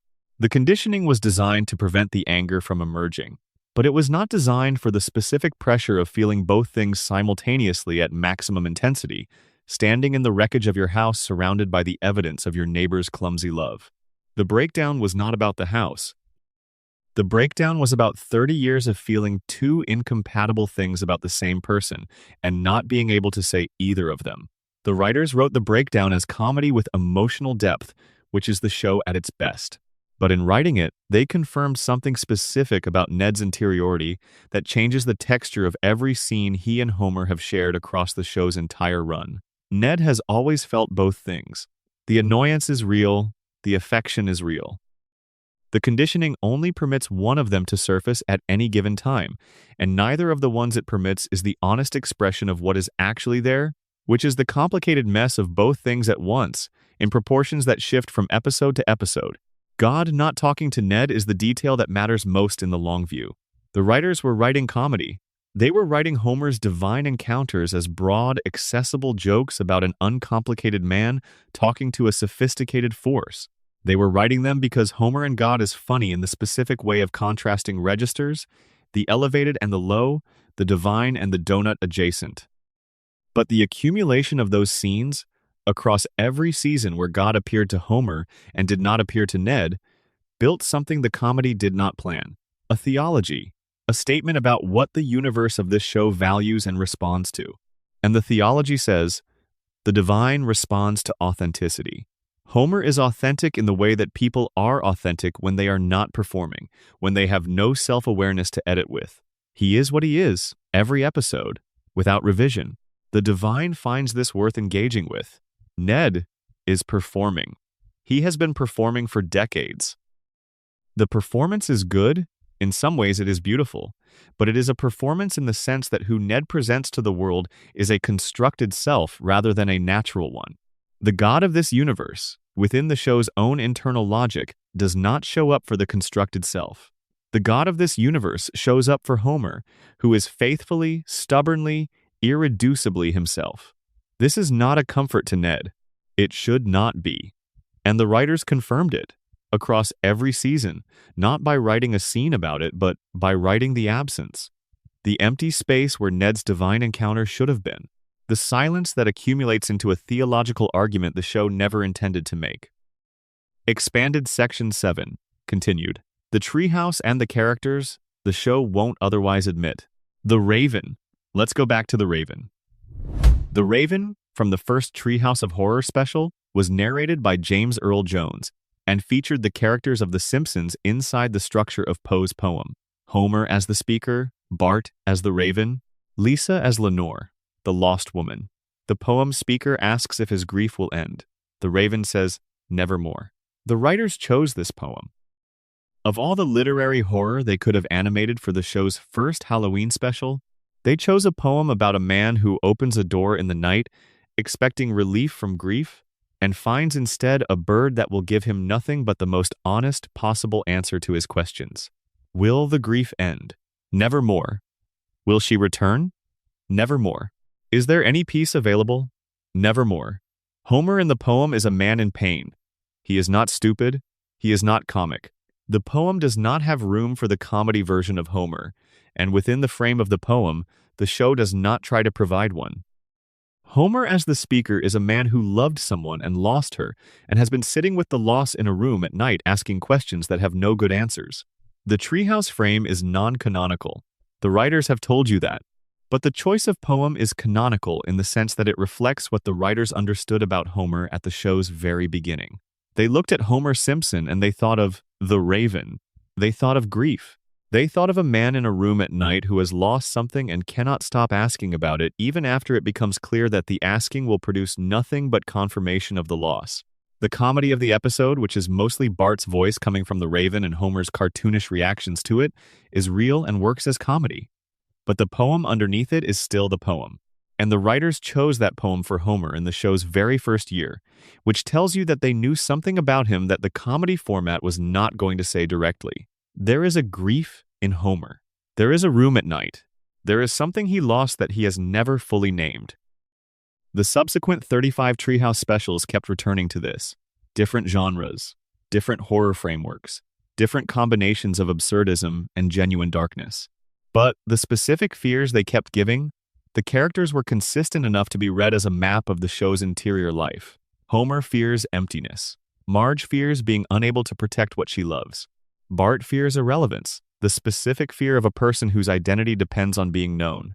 Lisa fears becoming something she did not choose. Ned fears the person he is underneath the person he was made into. These fears are the show's honest core. The comedy manages them. The Treehouse of Horror episodes reveal them. And across 36 treehouses, the revelation has been consistent enough to constitute confirmation. Expanded Section 8. Continued. Krusty and the audience that was never really his. Krusty's relationship with his audience is the show's most sustained portrait of a specific kind of loneliness. The loneliness of a public performer who has spent so long performing that the performance and the person have become indistinguishable, not just to the audience, but to himself. He is funny, genuinely funny within the show's internal accounting. The children of Springfield have organized their emotional lives around his programming. Bart's devotion to Krusty is total and sincere. And Krusty receives this devotion in the specific way of someone who knows that what the audience loves is the product, and that the product and the person are not the same thing, but who has stopped being sure where the line is. Krusty gets busted, gave you the mechanism. Springfield believed the accusation against Krusty immediately. Not after investigation, not after evidence. The accusation was sufficient. The audience had built its relationship to Krusty on the product, and the product had become associated with something uncomfortable, and the audience redirected. This is the transactional nature of entertainment made visible. The love was always conditional on the product's continued acceptability. The love was never about Krusty. Krusty knew this. He has always known this. The drinking and the gambling and the self-destructive patterns the show has cataloged across his character history are the behaviors of a man who has spent his career maintaining a relationship that he knows, at some level, is not the relationship it appears to be. The audience loves Krusty the Clown. Krusty the Clown is a character he plays. The man who plays the character has a complicated father and a history with the mafia and a gambling problem and an address list full of phone numbers for people who take his calls because he is famous and would not take them. Otherwise, Bart loves him in the way that children love things before they understand what love requires. The love is real. Bart's love for Krusty is one of the show's most reliably genuine emotional threads. But what Bart loves is the figure. He loves what Krusty means to him, which is the shape that joy took in Bart's childhood, the television screen at the end of a hard day at Springfield Elementary, the clown who was always there. Krusty cannot fully receive this love. The man who could receive it is not who Krusty presents to the world. He is the man who sits in the dressing room after the show, without the makeup, making calls that don't go through. He is Herschel Kristofsky, the rabbi's son who chose the wrong direction, and has been performing that choice every day since. The audience in the television sees Krusty the Clown. The dressing room sees something else. And the gap between those two things is where the loneliness lives. The writers confirmed this by giving Krusty so much backstory. They did not have to build out his family history, his relationship with his father, his complicated biography. They could have left him as the sad clown signifier, the industry joke, the thing you see once and understand without needing more. Instead, they gave him Rabbi Kristofsky, and the disownment and the reconciliation that did not stick, and the Italian mob connections, and the 5 marriages, and the whole vast, elaborate history of someone who has been trying to fill something for a very long time with things that do not fill it. And then they kept putting him back on the stage, because the stage is where he lives now. Not by choice exactly, or not by a recent choice. By the accumulated weight of all the previous choices, each of which made the stage a little more necessary and the dressing room a little more unbearable. Expanded Section 9 continued, Bob and the show's honest admission. Bob returned to the show so many times that the returns became a genre. The Bob episode. You could feel them arriving. The slight shift in episode structure, the classical music cues, the theatrical dialogue. The show developed a grammar around him that was identifiable before the character appeared. This grammar is itself the confirmation. The writers could not stop returning to Bob because Bob was carrying something the show needed to examine and could not examine through its other characters. Bob is the only character in Springfield who is fully aware of what Springfield is. He can see the system. He can describe it accurately. He has the intelligence to identify the specific mechanisms of the town's dysfunction and to name them in language that is precise and occasionally devastating. He cannot change them. He cannot even successfully avenge himself against the 10-year-old who first exposed him, but he can see them. And the show kept returning to him because seeing is the thing the show needed and could not get from Homer, who is designed not to see, or from Marge, who sees but cannot say, or from Lisa, who sees and says but is not believed. Bob sees and says and is not believed in a different register. He is not believed because he is the villain. His clarity is dismissed because his clarity comes packaged in villainy. And the show confirmed, by making this specific figure the one most capable of articulating what Springfield actually is, that truth-telling in Springfield is always already contaminated by something. It is always already coming from someone whose motives are suspect, whose history undermines their credibility, who the audience can dismiss not because they are wrong but because they are the kind of person the audience has permission not to believe. The sideshow was the origin. He was the educated man in a clown suit. He was the person of intelligence and cultural cultivation deployed in service of someone less capable and less deserving of the platform. He did this for years. He was good at it, professionally, in the way that people are good at things that humiliate them because they have invested too much to admit the investment was wrong. And then he was exposed by a child and imprisoned, and his entire professional history became evidence of a humiliation rather than a credential. He came back as the villain because the villain was the only role left. Every other role he had was contaminated. The sidekick was gone. The respectable citizen he had been trying to build in the interim was gone. What remained was the grudge and the intelligence and the theatrical sense of self that had nowhere constructive to go. The villainy was the last available container. And the show kept bringing him back and the container kept failing. The Tuscany episode is the confirmation. He built the entire life. The vineyard and the wife and the child and the role in the community that actually used what he had. He built all of it, and it was genuine, and it was not enough. Not because it was insufficient in itself, because the show brought the Simpsons to Tuscany. Because within the logic of the Springfield universe, Bob cannot escape what he is there, and what he is there is always going to be retrieved the moment Springfield arrives. He cannot change because the show will not let him.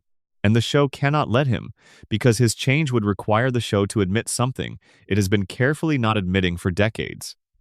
It would require the show to admit that people can escape their roles in Springfield, that the identities the system assigns are not permanent, that Bart can grow up, that Homer can choose intelligence, that the troublemaker can become something else, that the exile can come home. The show cannot admit this because the show depends on the permanence of the roles. The roles are the structure, and Bob, the character who tried hardest to escape his, is the show's most honest demonstration of what it means to live inside a structure that does not permit the escape. Expanded Section 10. Continued. What Grandpa knows and will not say. The chair is the tell. Grandpa has been in the chair for 36 years. Not the same chair literally, but the same position. The retirement castle, the slightly drifting monologue, the stories that trail off or contradict, the dozing at key moments. The family comes, sits with him, receives the stories with the affectionate inattention of people who have heard the stories before and are waiting for them to end. They do not ask follow-up questions. They do not probe the contradictions. They receive the performance of Old Man Simpson and they go home, and the chair is still there the next time they visit. The chair is Grandpa's version of Marge's window. It is the position he has taken up from which the watching happens. The difference is that Marge is watched by no one. Grandpa is watched by everyone.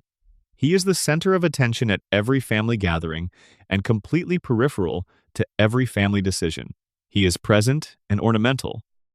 He tells his stories and they go nowhere and the family moves on and Grandpa stays in the chair. But what does he actually know? If you collect what the show has confirmed about Grandpa's actual experience, you find someone who has direct first-person knowledge of more of Springfield's fundamental contradictions than anyone else in the main cast. He was in the same army unit as Burns. He knew about Mona's status and covered it. He made the deal that protects Homer's job. He was present for the founding conditions of the town's current arrangement. He has watched it for longer than anyone else who is still alive within the show's continuity. And what has he done with this knowledge? He has put it in the chair with him. He has given it out in pieces, in contexts where the pieces could be processed as individual moments rather than as part of a larger structure. He gave you the flying hellfish without connecting it to the deal. He gave you Mona's story without giving you everything that surrounded it. He distributed the pieces in ways that prevented anyone from assembling the full picture. This could be read as the confusion of an old man whose memory has become unreliable. The show offers this reading and it is plausible and the comedy supports it. But the show also gave you, across that same run of episodes, specific moments where Grandpa's memory was sharp and precise when precision served him. He remembered the painting collection locations with clarity. He remembered the terms of the deal. He remembered Mona's face. The convenient forgetfulness and the inconvenient precision are the same character, which means neither of them is accidental. The writers confirmed the theory most directly by writing the Revelation episodes. Each time Grandpa's history became relevant to a plot, the revelation was substantial and specific, and not at all the product of a mind that was simply deteriorating.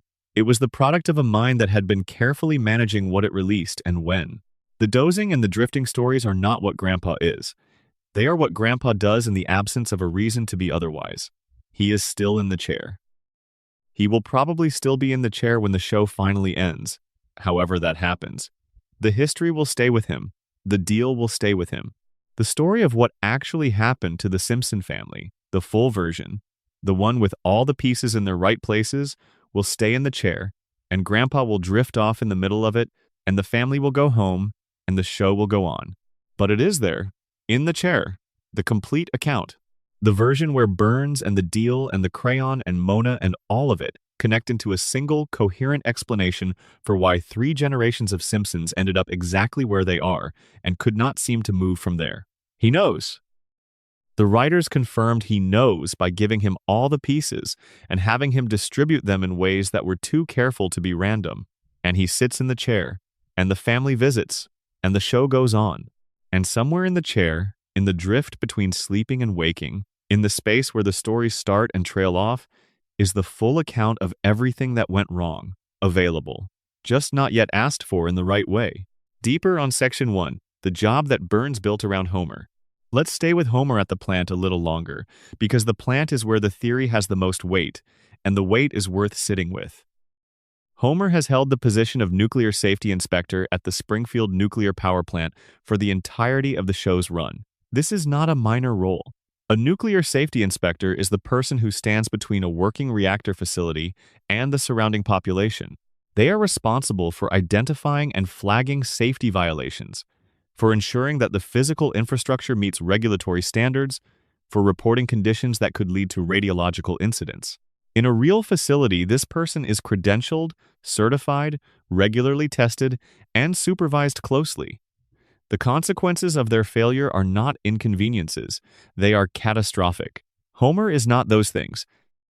The show is explicit about his qualifications, or the absence of them. He was hired despite, not because of, his relevant experience. He holds the position not through any vetting process that would have identified him as the best candidate, but through the specific deal that his father struck with Burns. The deal that guaranteed Homer's employment regardless of his competence or his conduct or the number of documented incidents that should have terminated his employment. 742 incidents, by one count the show provided. Homer is still there.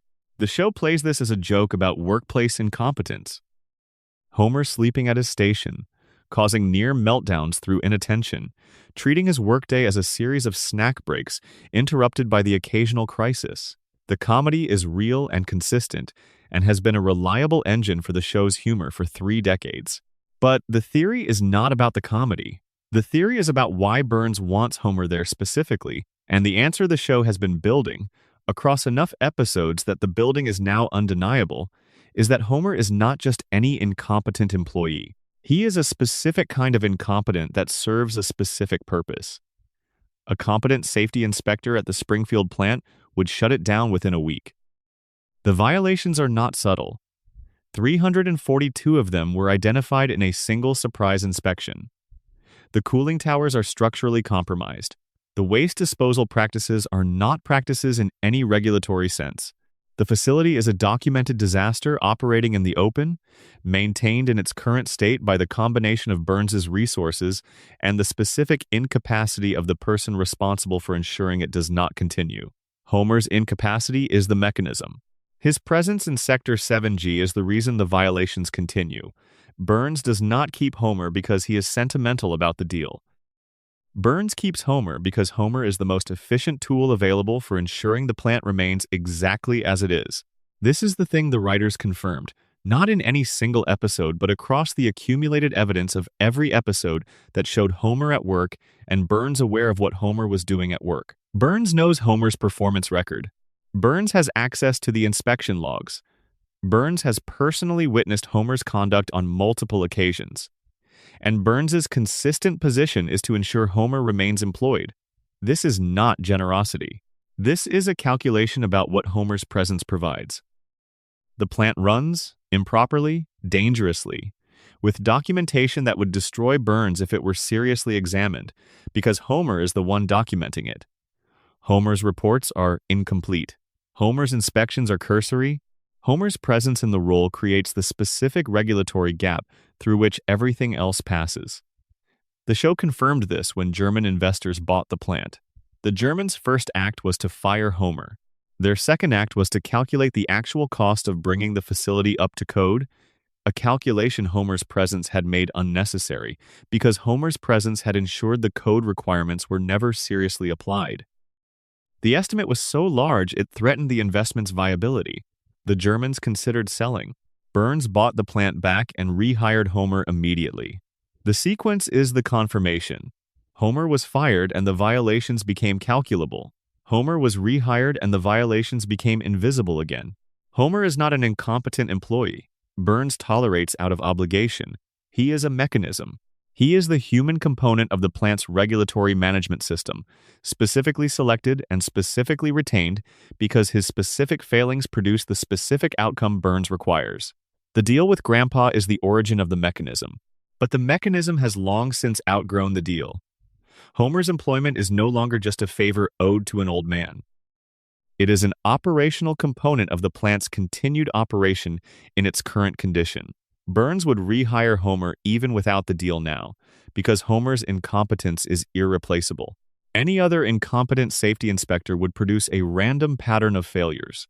Homer produces a consistent, reliable, fully predictable pattern of failures that Burns has had 30-plus years to optimize around. Homer is the known quantity. The known quantity has value. This is what the writers accidentally built, across 36 seasons of Homer falling asleep at the console jokes. A portrait of a man whose most consistent failure has been someone else's most reliable asset. A man who has spent his entire working life being used in ways that required his ignorance of the using. A man who has been exactly what Burns needed, exactly where Burns needed him, for longer than most of his children's friends have been alive. Homer does not know this. Homer cannot know this. The crayon is one reason. The decades of radiation exposure documented by the show's own medical episodes is another. And the third reason, the structural one, is that knowing would require Homer to ask a question about his own life that the system around him has been carefully ensuring he cannot ask. Why am I here? Not in the philosophical sense, in the operational sense. Why is it specifically me with my specific record doing this specific job for this specific man? The show never has Homer ask this question. The show has never given Homer the specific combination of information and cognitive access that would make the question formable. And the withholding is the confirmation. You do not withhold a question from a character unless the question, if asked, would produce an answer the narrative cannot absorb. Homer at the plant is the show's most sustained accidental confession. The comedy sits on top of it. The jokes are real and they have been funny for 3 decades. But underneath them, confirmed by the specificity of the setup and the consistency of the maintenance and the precision of the events that revealed what was actually happening, is the story of a man deployed against his own interests by someone who understands his interests more clearly than he does. Deeper on Section 2. What the kitchen represents. The kitchen. Marge is in the kitchen. The show has spent 36 seasons associating Marge with the kitchen in a way that has become so total it can feel invisible. She cooks. She cleans. She is in there in the morning before anyone else is awake and in the evening after everyone has gone to bed.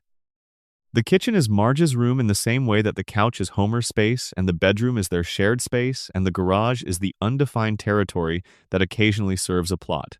The kitchen is Marge's domain, and the kitchen is where you go when you have nowhere else to go. Not in the domestic management sense, though that applies too. In the deeper sense, the one the show has never named but has been building into the architecture of Marge's daily life since the first episode. The kitchen is the room you are in when you are performing the role. It is the room where the role has its most unambiguous expression. In the kitchen, Marge is always doing something useful. She is always in service of the family's practical needs. The kitchen makes the role legible. It is where the role makes the most sense. The window above the kitchen sink is where Marge goes when the role is temporarily suspended, when the family is asleep or at school or otherwise absent, when there is no one currently requiring service. She stands at the sink and she looks through the window at the yard or the street or whatever is outside, and the show holds on her for a moment before returning to the plot. These moments are not accidents. Directors do not hold on characters' faces without reason. The camera stays with Marge at the window because the writers know something is there. They are gesturing toward it without naming it. The window is not the kitchen. The kitchen is the role. The window is what the role does not fill. The specific geography of this is the confirmation. When Marge is in the kitchen as kitchen, in the full activity of cooking and managing and providing, the camera is usually in motion, tracking the activity. When Marge is at the window, the camera is still. The stillness is the tell. The camera stops because Marge has stopped. She has stopped being the domestic infrastructure for a moment. She is looking at something outside of it. What is she looking at? The show never says, that is the choice. The show lets you feel the looking without resolving it. The looking could be anything. It could be the life she might have had. It could be the morning light in a way that has nothing to do with the life she might have had. It could be nothing, simply a mind briefly empty of tasks, briefly resting from the performance. The ambiguity is the truth. There is no single thing she is looking at. She is looking in the way that people look when they are in the gap between what they are doing and what they are, and the gap is too brief to be properly inhabited but too persistent to be ignored. The kitchen and the window together are the show's most sustained portrait of a marriage. Not the content of the marriage, the form of it. The kitchen is what the marriage requires. The window is what it does not quite provide. And Marge stands at the place where those two things meet, every morning, before the family wakes up. The show confirmed this by returning to the image. Not the same exact shot, the same structural moment. Marge at the window, before the plot arrives to redirect her. The directors who filmed it did not all make the same choice independently. The choice was in the material. The writers put Marge there, and the directors filmed what the writers put there, and what they filmed was the show's most honest self-portrait of the domestic life it has been examining for 36 years. Deeper on Section 4. The saxophone as evidence. Lisa's saxophone is not just a character detail. It is the show's most consistent and most carefully placed piece of evidence about who Lisa actually is and what the show actually thinks about her situation. The saxophone is a blues instrument. This is not incidental. When Homer found the saxophone for young Lisa, in the origin episode the show constructed in Season 7, he found it because the musician she had encountered in the Moaning Lisa episode played the blues. He made the connection that his daughter was a person who needed something that could hold the specific frequency of what she felt, which was not a simple or comfortable frequency, and the blues is an art form, built around the transformation of pain that does not have resolution into music that can be lived with. The blues does not promise that things will get better. The blues promises that what you feel is real and audible and worth giving form to. It is an art form for the condition of being right about something painful without having the power to change it. Lisa is always right about something painful without having the power to change it. The saxophone is not the solution to this. It is the frame for this. It makes the condition portable and livable. The show confirmed the theory about Lisa's depression by giving her this specific instrument rather than another. A violin would have been the expected choice, the classical instrument for the child prodigy, the instrument that performs excellence in the most legible and socially approved way. A piano would have been the domestic instrument, the one that situates the performer inside the home, accompanying others rather than soloing. A trumpet would have been attention-seeking in a way that does not fit her silence. The saxophone is the one that lets her be alone in the sound. The blues saxophone is a solo instrument in the sense that matters, not technically, but emotionally. When Lisa plays it, she is in conversation with herself. She is making the internal external without making it public in the way that would invite response and interpretation and all the management of other people's reactions to her feelings that she is already doing constantly in every other domain of her life. The saxophone is the one space where she does not have to manage anyone else's reaction. She can feel what she feels in the full register of what she feels it, and the sound goes out into the night and Springfield hears it as color and ignores it, and Lisa has had her moment, without the moment requiring anything of anyone else. This is what Homer understood and gave her, not the blues specifically, the container. The space that was hers in a way that nothing else in her life was fully hers. She did not choose Springfield. She did not choose the family she was born into. She did not choose the school that cannot challenge her or the community that cannot receive her. She chose how to play the saxophone, and what she chose, across 36 seasons of episodes that gave her the instrument and the night and the window, was herself. The writers confirmed the theory every time they used the saxophone to mark the end of an episode where Lisa had been hurt. She picks it up. The melancholy melody goes out. The screen fades. The show is telling you, with every repetition of that image, that what just happened to Lisa was not resolved. It was held. The saxophone is the holding, and the holding is what keeps her intact. Deeper on Section 6. The specific grace of Ned Flanders. There is something worth defending in Ned, even knowing what the show confirmed about the construction of his character. The confirmation is real. The conditioning is real. But what the conditioning produced, whatever its origin, is also real. Ned is genuinely kind, not performatively kind, not kind because he has calculated the social return on kindness. The kindness is in him in the way that things are in people when they have become true through repetition rather than being true from the start. He was conditioned to kindness, but he has been kind, consistently, for long enough that the distinction between the conditioning and the character has blurred in the way that all distinctions blur over sufficient time. He gives Homer his things, not the surplus, the things he was using. He lends equipment and tools and time and attention repeatedly to someone who routinely returns these things damaged or not at all, and he does not keep the ledger open in the way that would eventually produce a refusal.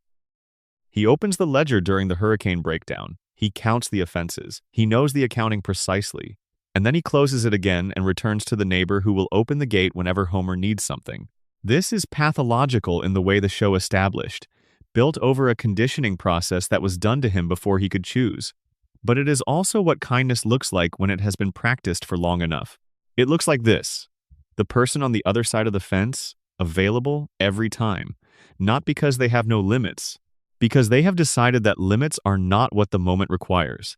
Ned's faith is the same. The show has confirmed that it is a coping mechanism, that it is the external framework a man needs when his internal framework was forcibly dismantled in childhood.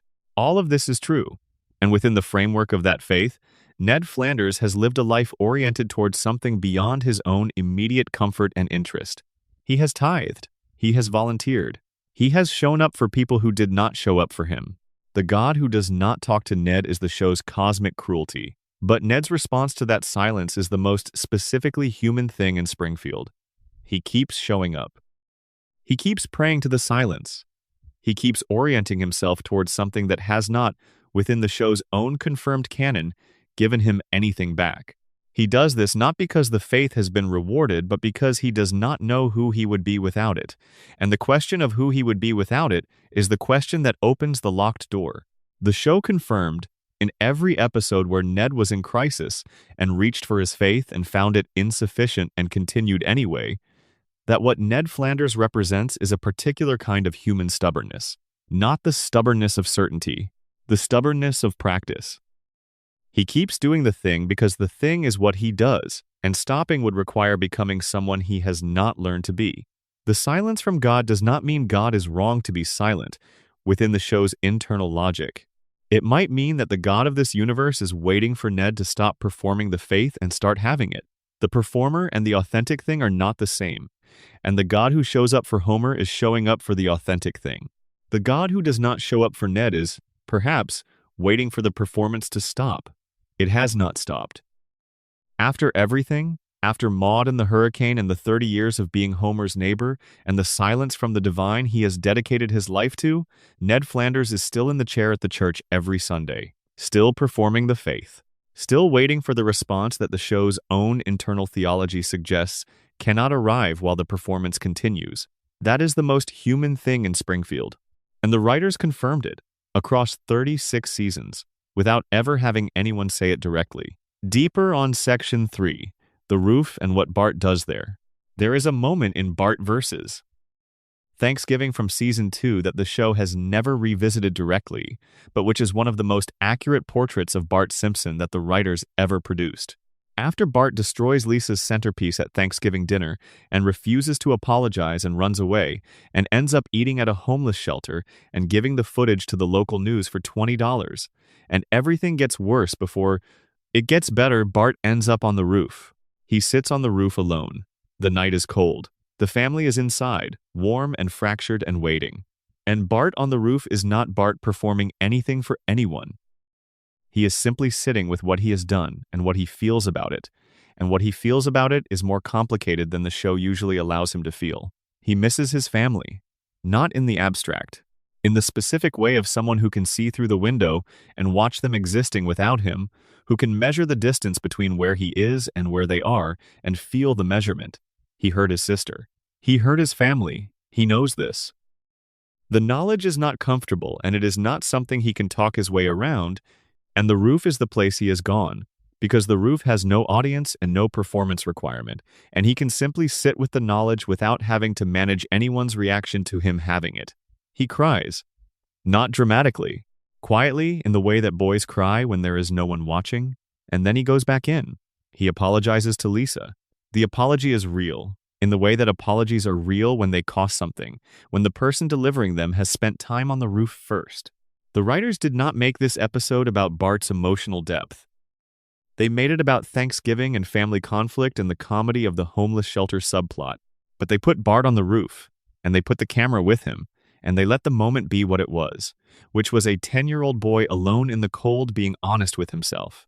Every subsequent year on the show, Bart is still 10. He will not age. The roof moment happened and is preserved in the show's continuity, but he will not carry it forward into an older self who can integrate what the roof taught him. He is perpetually at the age before the lessons fully accumulate. And the writers confirmed, in writing that moment and then writing 30 more years of Bart in detention, that the person the roof moment revealed is not the person the show uses most of the time. The troublemaker is the show's Bart. The roof is Bart's Bart, and the gap between them is 36 years of episodes. Deeper on Section 5. What Superintendent Chalmers knows and cannot say. Superintendent Chalmers is the show's best-kept accidental confirmation about the school. He is the external authority, the person above Skinner in the district's hierarchy, the man who is nominally responsible for the educational standard of Springfield Elementary from a position that is meant to ensure accountability operates at multiple levels. He visits the school regularly. He has seen its conditions repeatedly. He has witnessed the specific deficiencies of the building, the teachers, the administration, the outcomes. He has had one-on-one conversations with Skinner that reveal with remarkable consistency that Skinner is managing his awareness of the school's failures rather than addressing them. He has watched class sizes and test scores and resource allocation across his career, and he has not done anything about it. Not nothing in the sense of inaction. He continues to visit. He continues to observe. He continues to have the same conversation with Skinner, the one where Skinner gives him an explanation that is technically plausible without being truthful, and Chalmers accepts the explanation because the alternative to accepting it is doing the thing that Chalmers's role theoretically requires him to do, which is hold the school to the actual standard rather than the performed one. Steamed Hams is the episode that made Chalmers internet famous, and the reason it became internet famous is the reason it confirms the theory. The episode shows Chalmers accepting an increasingly implausible series of explanations from Skinner, accepting them not because he believes them, but because he has decided that accepting them is the functional requirement of the visit. He needs the visit to produce an acceptable outcome. Skinner is producing explanations that have the shape of acceptable outcomes. The content is fiction. The shape is sufficient. Chalmers goes home. This is a comedy episode.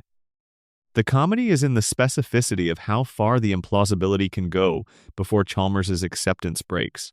It turns out to be quite far. The comedy is also a model of how institutional oversight actually functions in practice, which is that the oversight mechanism requires the overseen party to produce something that resembles accountability, and as long as the resemblance is maintained, the mechanism processes it as accountability. The content is secondary. The form is what the mechanism is actually checking. Springfield Elementary produces the form. The form includes Skinner and his principal's office, the school year calendar, the test booklets, the cafeteria, the building. It includes the furniture of accountability, and Chalmers checks the furniture. He does not check whether the furniture is doing what the furniture is supposed to do. He checks that the furniture is present. The writers confirmed this by making Chalmers's oversight visits a regular comedic structure in the show's school episodes, and by making the comedy consistently operate on the gap between what the visits are supposed to accomplish and what they actually accomplish. The gap is the point.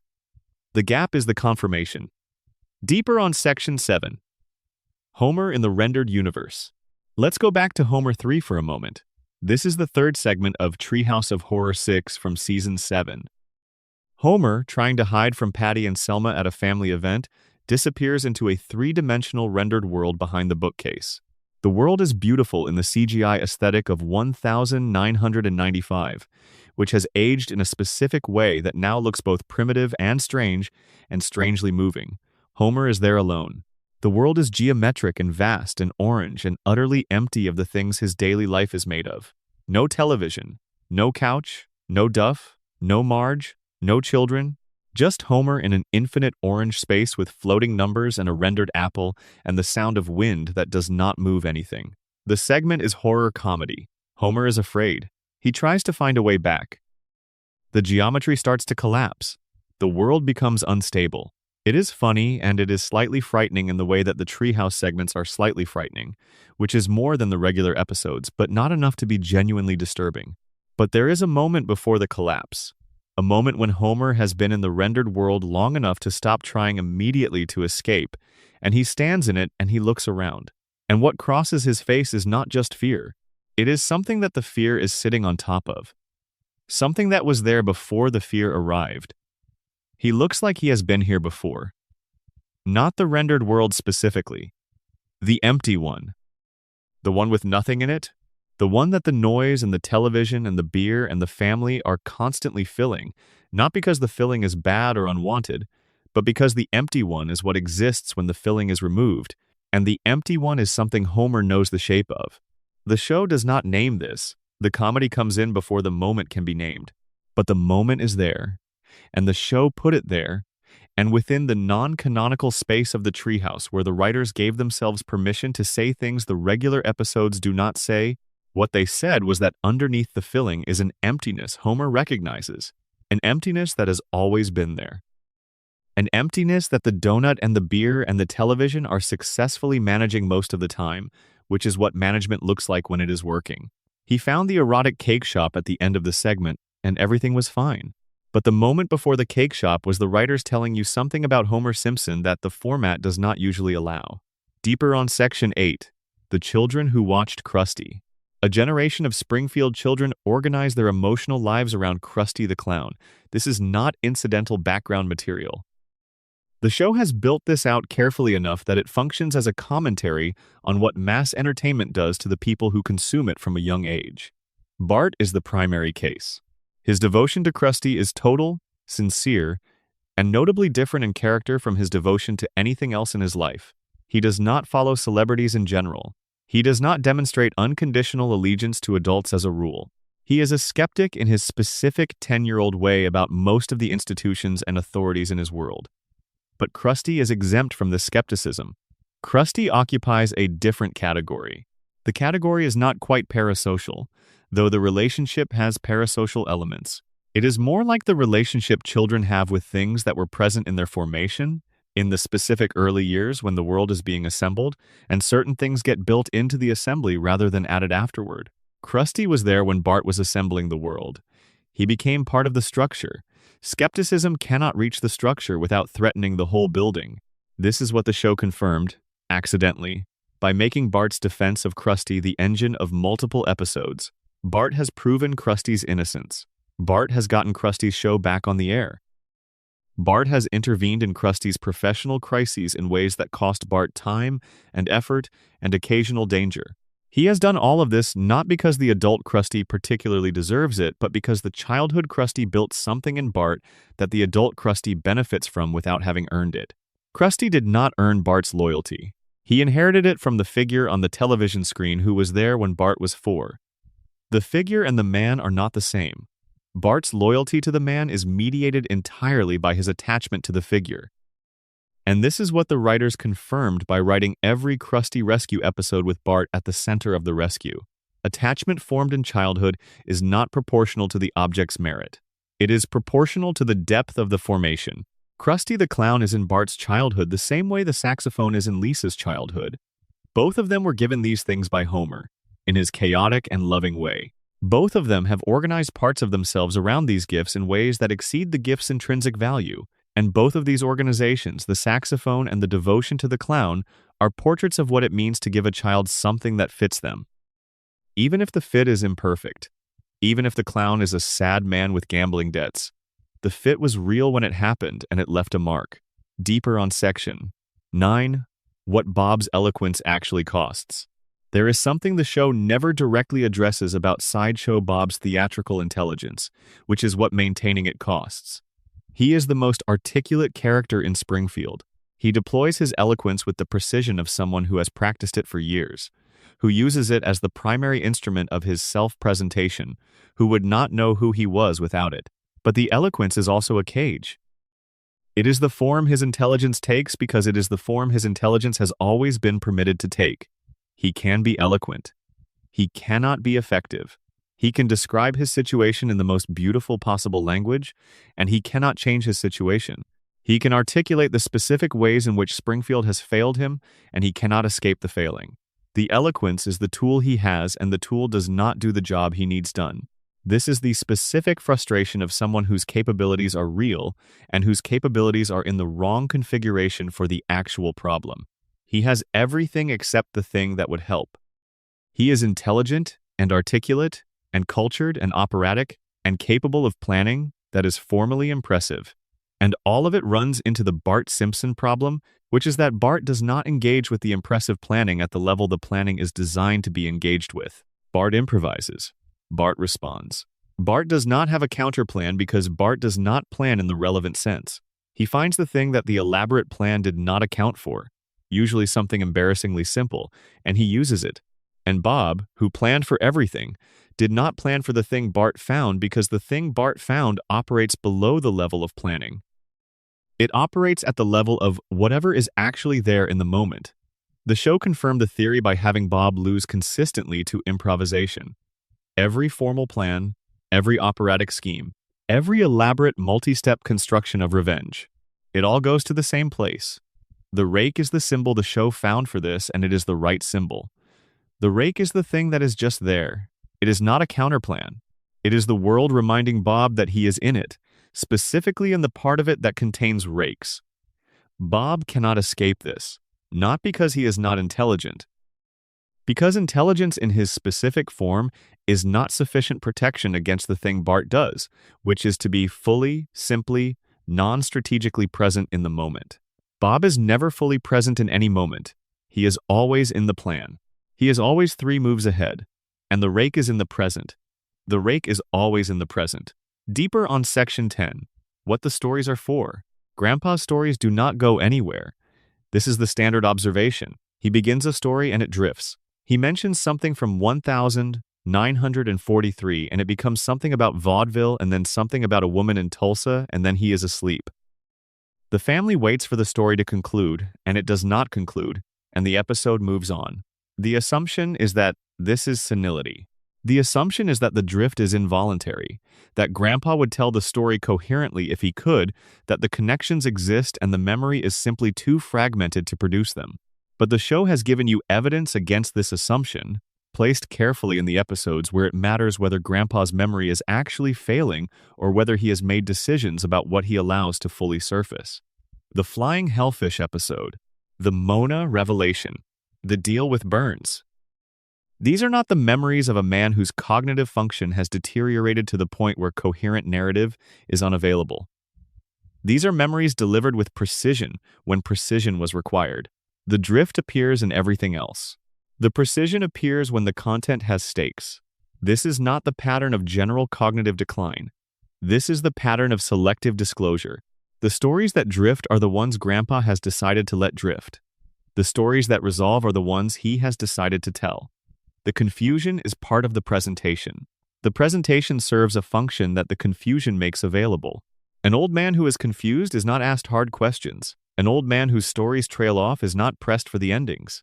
The family sits with him and receives the beginning and the middle and the drift and the sleep, and they go home, and the parts that would change things if they were allowed to connect to each other stay in the chair with Grandpa. The writers confirmed this by making the contradiction too visible to be accidental. If Grandpa's memory was simply failing, the precision would not appear. The precision appears because the writers needed it to appear for the plot to function, and in needing it to appear, they revealed that the capacity was there all along. The selective availability of the precision is the thing. The chair is not occupied by a confused old man. It is occupied by a very specific old man who has been deciding what to say for 60 years, and whose decision-making remains operative even when the performance suggests otherwise. He will probably stay in the chair. The show will probably end without the full accounting. The pieces will remain distributed across episodes rather than assembled into the picture they form. And Grandpa will drift off in the middle of one more story, in the chair, in the retirement castle, with the complete history of what went wrong somewhere in the room with him. But the chair is there because someone decided to put it there. The drift is there because someone decided to perform it. The precision surfaces when someone needs it to surface. The old man in the chair knows exactly what he is doing. The show confirmed this every time it needed him to know something specific, and he knew it, and then he went back to sleep. The floating timeline, and what it actually means to never grow up. Bart has been 10 years old since the 17th of December, 1989. If you were 10 years old when The Simpsons premiered, you are now considerably older than that. You have had, depending on how things went, children of your own who are older than Bart is. You have watched the world change in ways the show has dutifully incorporated into its contemporary references, while keeping its characters locked in the same configuration they were in when the series began. The technology changed. The haircuts changed. The cultural touchstones shifted through the 90s and the 2000s and the 10s and now the 20s. Bart is still 10. He will be 10 at the end. The standard explanation for this is the floating timeline. Animated series don't age their characters because aging their characters would eventually require the series to end, and series that generate this much revenue do not end while the revenue continues. This is true, and it is the primary explanation, and it is also, if you take it as the complete explanation, a way of not looking at the thing the floating timeline actually does to the show over a long enough span. The floating timeline is not just a production convenience at 36 years. It is a formal argument about the nature of these characters and what they represent. When you watch a show for long enough that the characters should have aged considerably and have not, you are watching people who have been exempted from time, exempted from the accumulation that time produces, from the consequences that mount up into a different self, from the growing up that changes what childhood things mean because you are no longer the child who had them. Bart at 40 would be a different show. He would be a person who remembered being the troublemaker at Springfield Elementary and could tell you what that did to him, and what it made him, and how much of it he still carries, and how much he managed to leave behind. He would have a relationship with his own childhood that required him to have processed the childhood rather than simply inhabited it indefinitely. He would know things about Homer that you can only know about a parent after you have become an adult and looked back. He would know things about Lisa from the position of an older sibling who watched his sister become who she became. The show cannot do this. Bart at 40 requires Bart to have moved through time. Moving through time requires consequences to accumulate and stick. And Springfield, for reasons the show has been exploring across its entire run, is a place where consequences do not accumulate and stick. They are absorbed and reset. Every catastrophe is repaired by the next episode. Every revelation is contained to the episode that contains it. The world resets. The characters are exactly where they were. The floating timeline is not just a narrative device. It is the formal expression of Springfield's central property, which is that time does not work there. The radiation theory says this is because the biology of Springfield's residents has been altered. The coma theory says it is because the town exists inside the dream of a man who went under in 1993 and has not come out. The collective denial theory says it is because the town votes repeatedly and consistently to maintain the version of reality where nothing has changed. Any of these explanations, or all of them together, produces the same outcome. Bart is 10. He was 10 then, and he is 10 now, and he will be 10 at the end. And what the writers confirmed by accident across every season where they updated the show's references without updating the characters' ages is that there is a difference between the world moving through time and the people inside the world moving through time. The world of Springfield knows about smartphones and streaming and contemporary politics. It incorporates all of this correctly and without anachronism, but the people of Springfield have not moved through any of it. They are still the same shapes they were in 1989. They are inhabiting the contemporary world with the same selves they had at the show's inception. This is what the show is arguing about the characters and about what they represent. They are American types. Homer is the American working man. Marge is the American domestic woman. Bart is the American rebel child. Lisa is the American idealist daughter. These types do not age because the types are not what ages. The specific person ages. The type persists. And the show has been running the types, in Springfield's impossible present, for long enough that the types have become more themselves over time rather than less, have become more legible as types precisely because the specific person inside the type has been held in place rather than allowed to develop through time. This is the show's deepest accidental confirmation, not about any specific character or specific plot, about the whole project. The Simpsons has been in a specific suspended condition long enough that the suspension is now the subject. The show about American family life has become a show about the American need to preserve a version of family life against time, against change, against the specific losses that are required by growth. Homer and Marge and Bart and Lisa and Maggie on the couch is an image of something America needed to be true about itself, and the show has been keeping it true, in the amber of the floating timeline, for 36 years. The writers confirmed this not by writing a theme episode about it, by writing every other episode. By making the same choice, season after season, to update the world and preserve the characters, to let Springfield see the latest thing, while Bart remains exactly 10, and Lisa remains exactly 8, and Maggie remains at the end of her first year of life. The confirmation is in the repetition of the choice. The repetition across 36 years of the same decision to hold the people in place. The decision reveals what the show believes its people are for. They are not for aging. They are for being the reliable shape of the thing we need them to be. The Burns theory revisited from the inside. Everything in Springfield connects to Burns eventually. This is not a theory. This is the architecture of the show. The plant is where Homer works. The plant is the source of the contamination. The plant is Burns's instrument. Burns destroyed the Simpson family indirectly through Mona and directly through the deal. Burns blocked the sun. Burns took the oil well. Burns kept Homer employed past any point that competence could explain. Burns is the fixed point around which everything else in Springfield orbits. He is also the only character in the show who has never been sympathetic. The show has humanized everyone else. Homer's stupidity has been explained and contextualized and made tender. Marge's patience has been shown to have costs.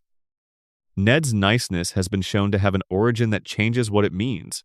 Even Sideshow Bob has been given enough backstory that his villainy has an internal logic that is not pure malice.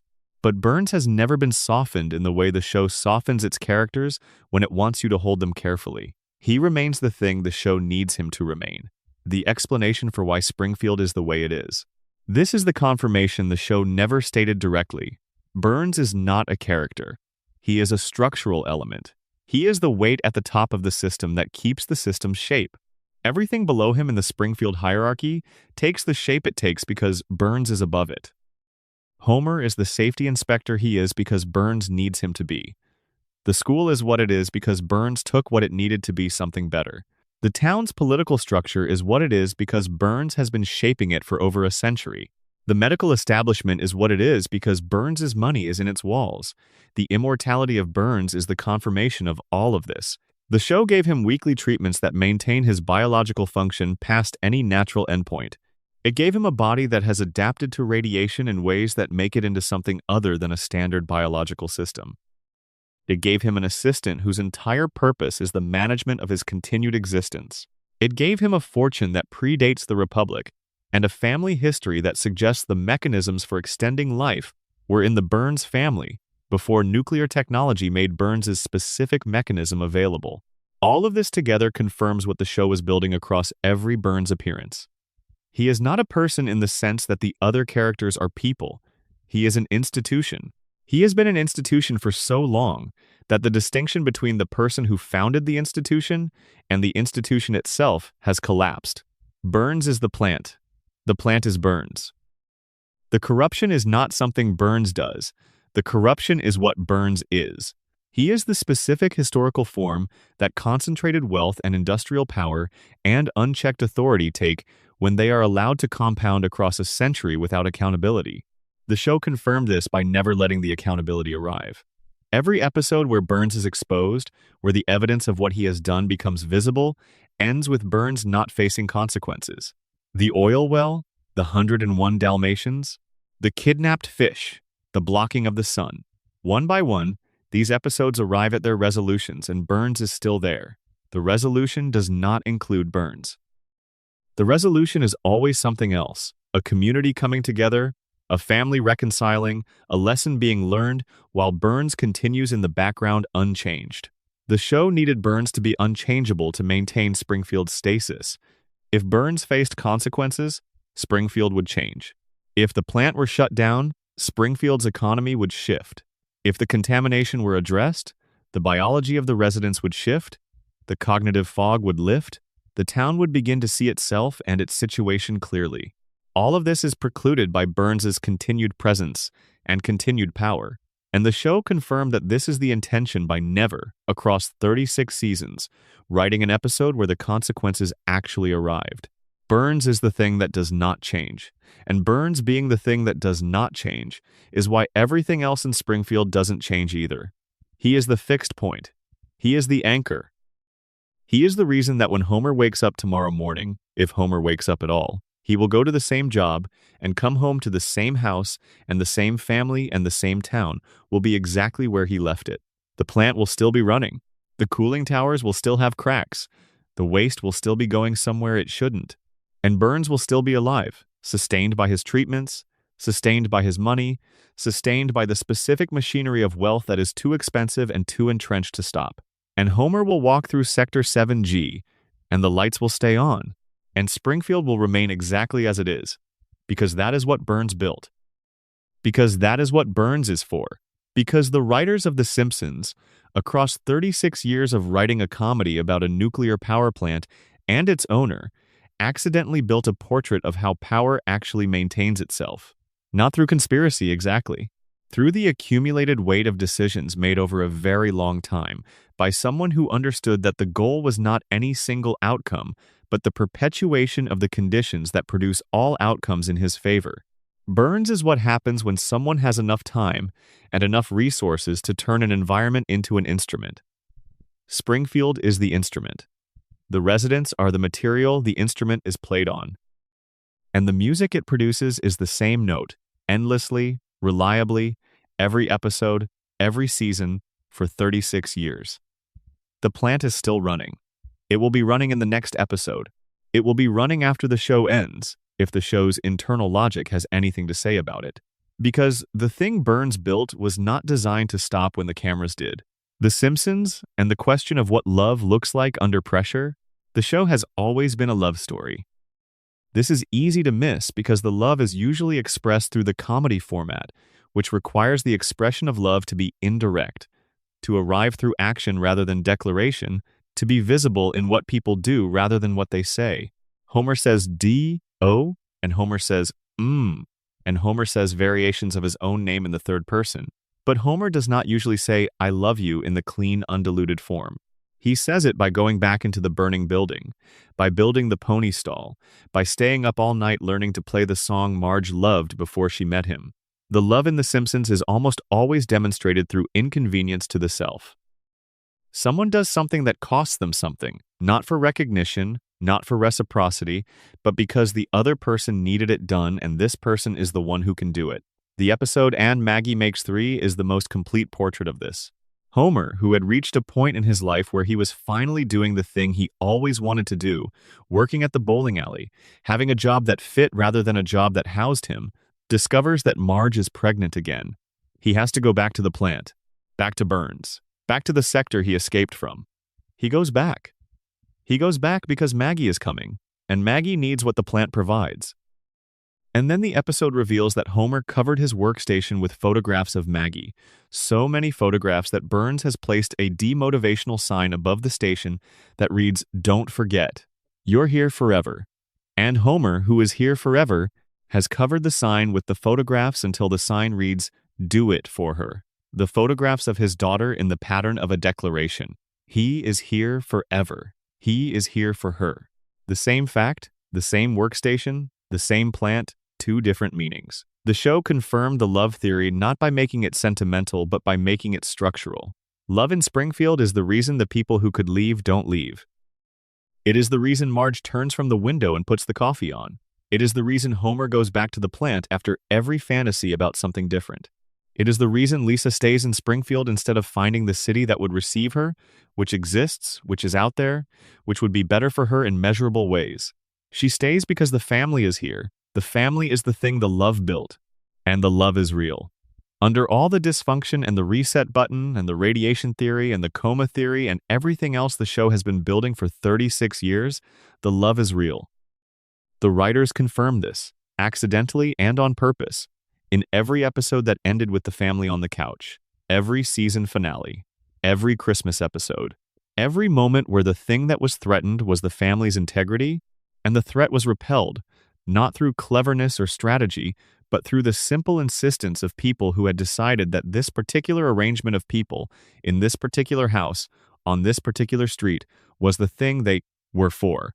Homer is not articulate about this. Homer cannot always access the full picture of what the family is to him. The crayon complicates this. The radiation complicates this. The fog complicates this. But underneath the complications, every episode that ever showed Homer running towards something rather than away from it showed what the running was toward. The house. The specific house on Evergreen Terrace. The specific arrangement that is waiting for him when he gets there. This is the most important thing the show confirmed, across 36 seasons, without saying it directly. Not the radiation, not the coma, not burns. Those are all real, and they matter, and they change the picture. But the center of the picture is the same thing it has always been. A family. An impossible, yellow, four-fingered, radiation-adjacent, possibly dreaming family in a house that shouldn't be as stable as it is, in a town that has voted repeatedly to ignore everything that should make stability impossible, but stable. After everything, still there.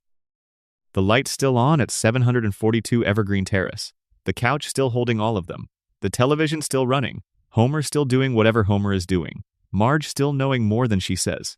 Bart still finding the angle in whatever situation presents itself. Lisa still reaching for the saxophone in the evening when the day has been what the day has been. And Maggie, watching all of it, with eyes that the show has confirmed see more than anyone gives her credit for, and a mind that the show has confirmed is building something inside the silence that no one has yet asked the right question to unlock. They are all still there. They will be there in the next episode. They will be there after the next season and the one after that. Not because they have figured out how to solve Springfield. They haven't. Not because they have beaten Burns or cleaned the water or removed the fog. They haven't done any of that. They are still there because they chose to be. Every episode where they could have collapsed and didn't is a choice. Every reset where they came back to the couch is a choice. Every morning where Marge turned from the window and made the coffee is a choice.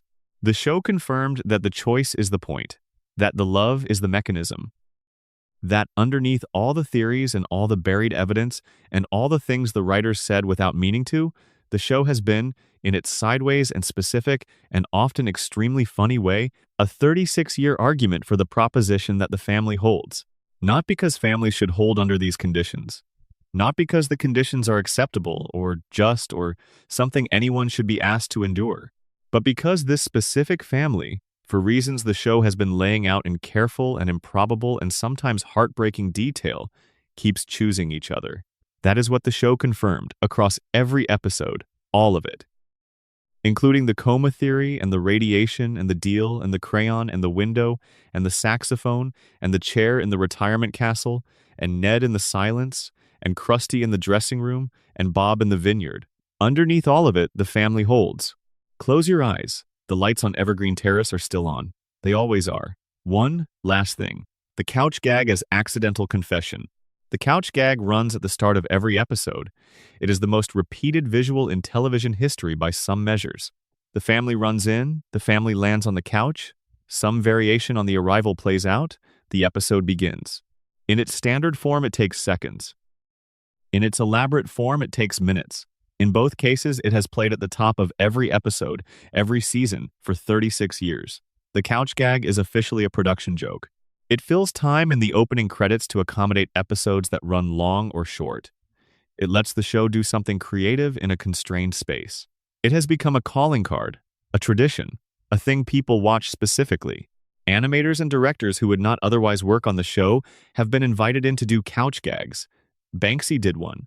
Don Hertzfeldt did one. It is a form within the form, a small experimental film that runs before the episode proper. But the couch gag, if you watch it across 36 years rather than episode by episode, confirms something the show has never said in episode. Every gag, elaborate or simple, weird or warm, ends the same way. The family is on the couch. Together. Whatever journey the gag took them on, whatever chaos or surrealism or elaborate alternate reality the gag constructed, the resolution is the family, on the couch, in the living room of 742 Evergreen Terrace.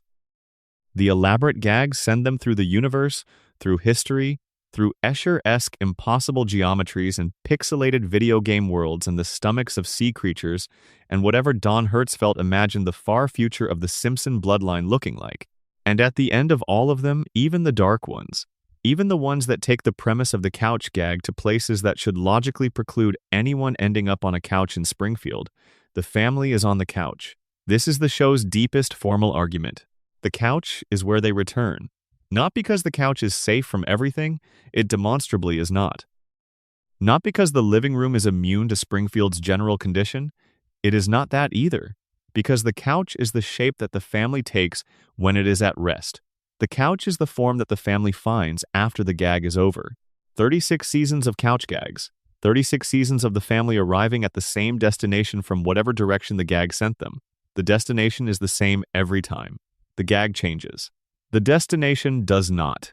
And the consistency of the destination across every variation of the journey is the show telling you, in its formal structure rather than its content, that the family is the thing that persists. The gag is the world. The couch is home. That is the couch gag's accidental confession. Not what it says about any specific episode or any specific theory. What it says about the whole project. That the show has been, for 36 years and counting, running the same formal argument at the top of every episode. Everything changes. The family lands on the couch. Here we are. Still here. Still us. Still together. That is all The Simpsons has ever been trying to tell you. Every theory and every buried storyline and every accidental confirmation and every piece of evidence the writers left in the show without meaning to, they were all building toward the same thing. Not the radiation or the coma or the deal or the crayon or any of the specific mechanisms that make Springfield what it is. The family on the couch, at the end of whatever the episode threw at them. Still together, get some rest. The couch will be there when you come back. It always is. Closing, that's 36 seasons in. That's every major theory that the writers accidentally confirmed, every thread they pulled on without quite meaning to, every moment where the show told you something true and then moved past it before you could quite hold on to it, all of it is still there. In the episodes, in the details, in the moments that were written to be funny and ended up being something more specific than funny. The crayon in Homer's brain, Marge at the window, Bart on the roof, Lisa in the dark theater, Springfield Elementary's perpetual crisis, Ned's locked-up rage, the Treehouse of Horror's accidental honesty, Krusty without his makeup, Sideshow Bob in the vineyard, Grandpa in the chair. The show was writing comedy. It was always writing comedy. But it was doing it with enough care, enough attention to these specific people and their specific lives, that the truth kept surfacing. Not dramatically, not in big reveals, in the texture, in the detail, in the thing that happens when you watch someone closely enough and long enough that you start to see what they're actually doing underneath what they say they're doing. Springfield is still out there. The plant is still running. The cooling towers still have cracks in them. Bart is still 10. Lisa is still 8. Homer is still at his workstation, possibly sleeping, possibly not. Marge is in the kitchen or at the window. And Grandpa's in the chair, with all those stories he hasn't told. Close your eyes. Let the yellow town go quiet. Somewhere in Springfield, the lights are still on in the nuclear plant. They always are. They will be tomorrow. They were there before you were watching, and they will be there after. Get some rest. Springfield will be exactly as you left it when you come back.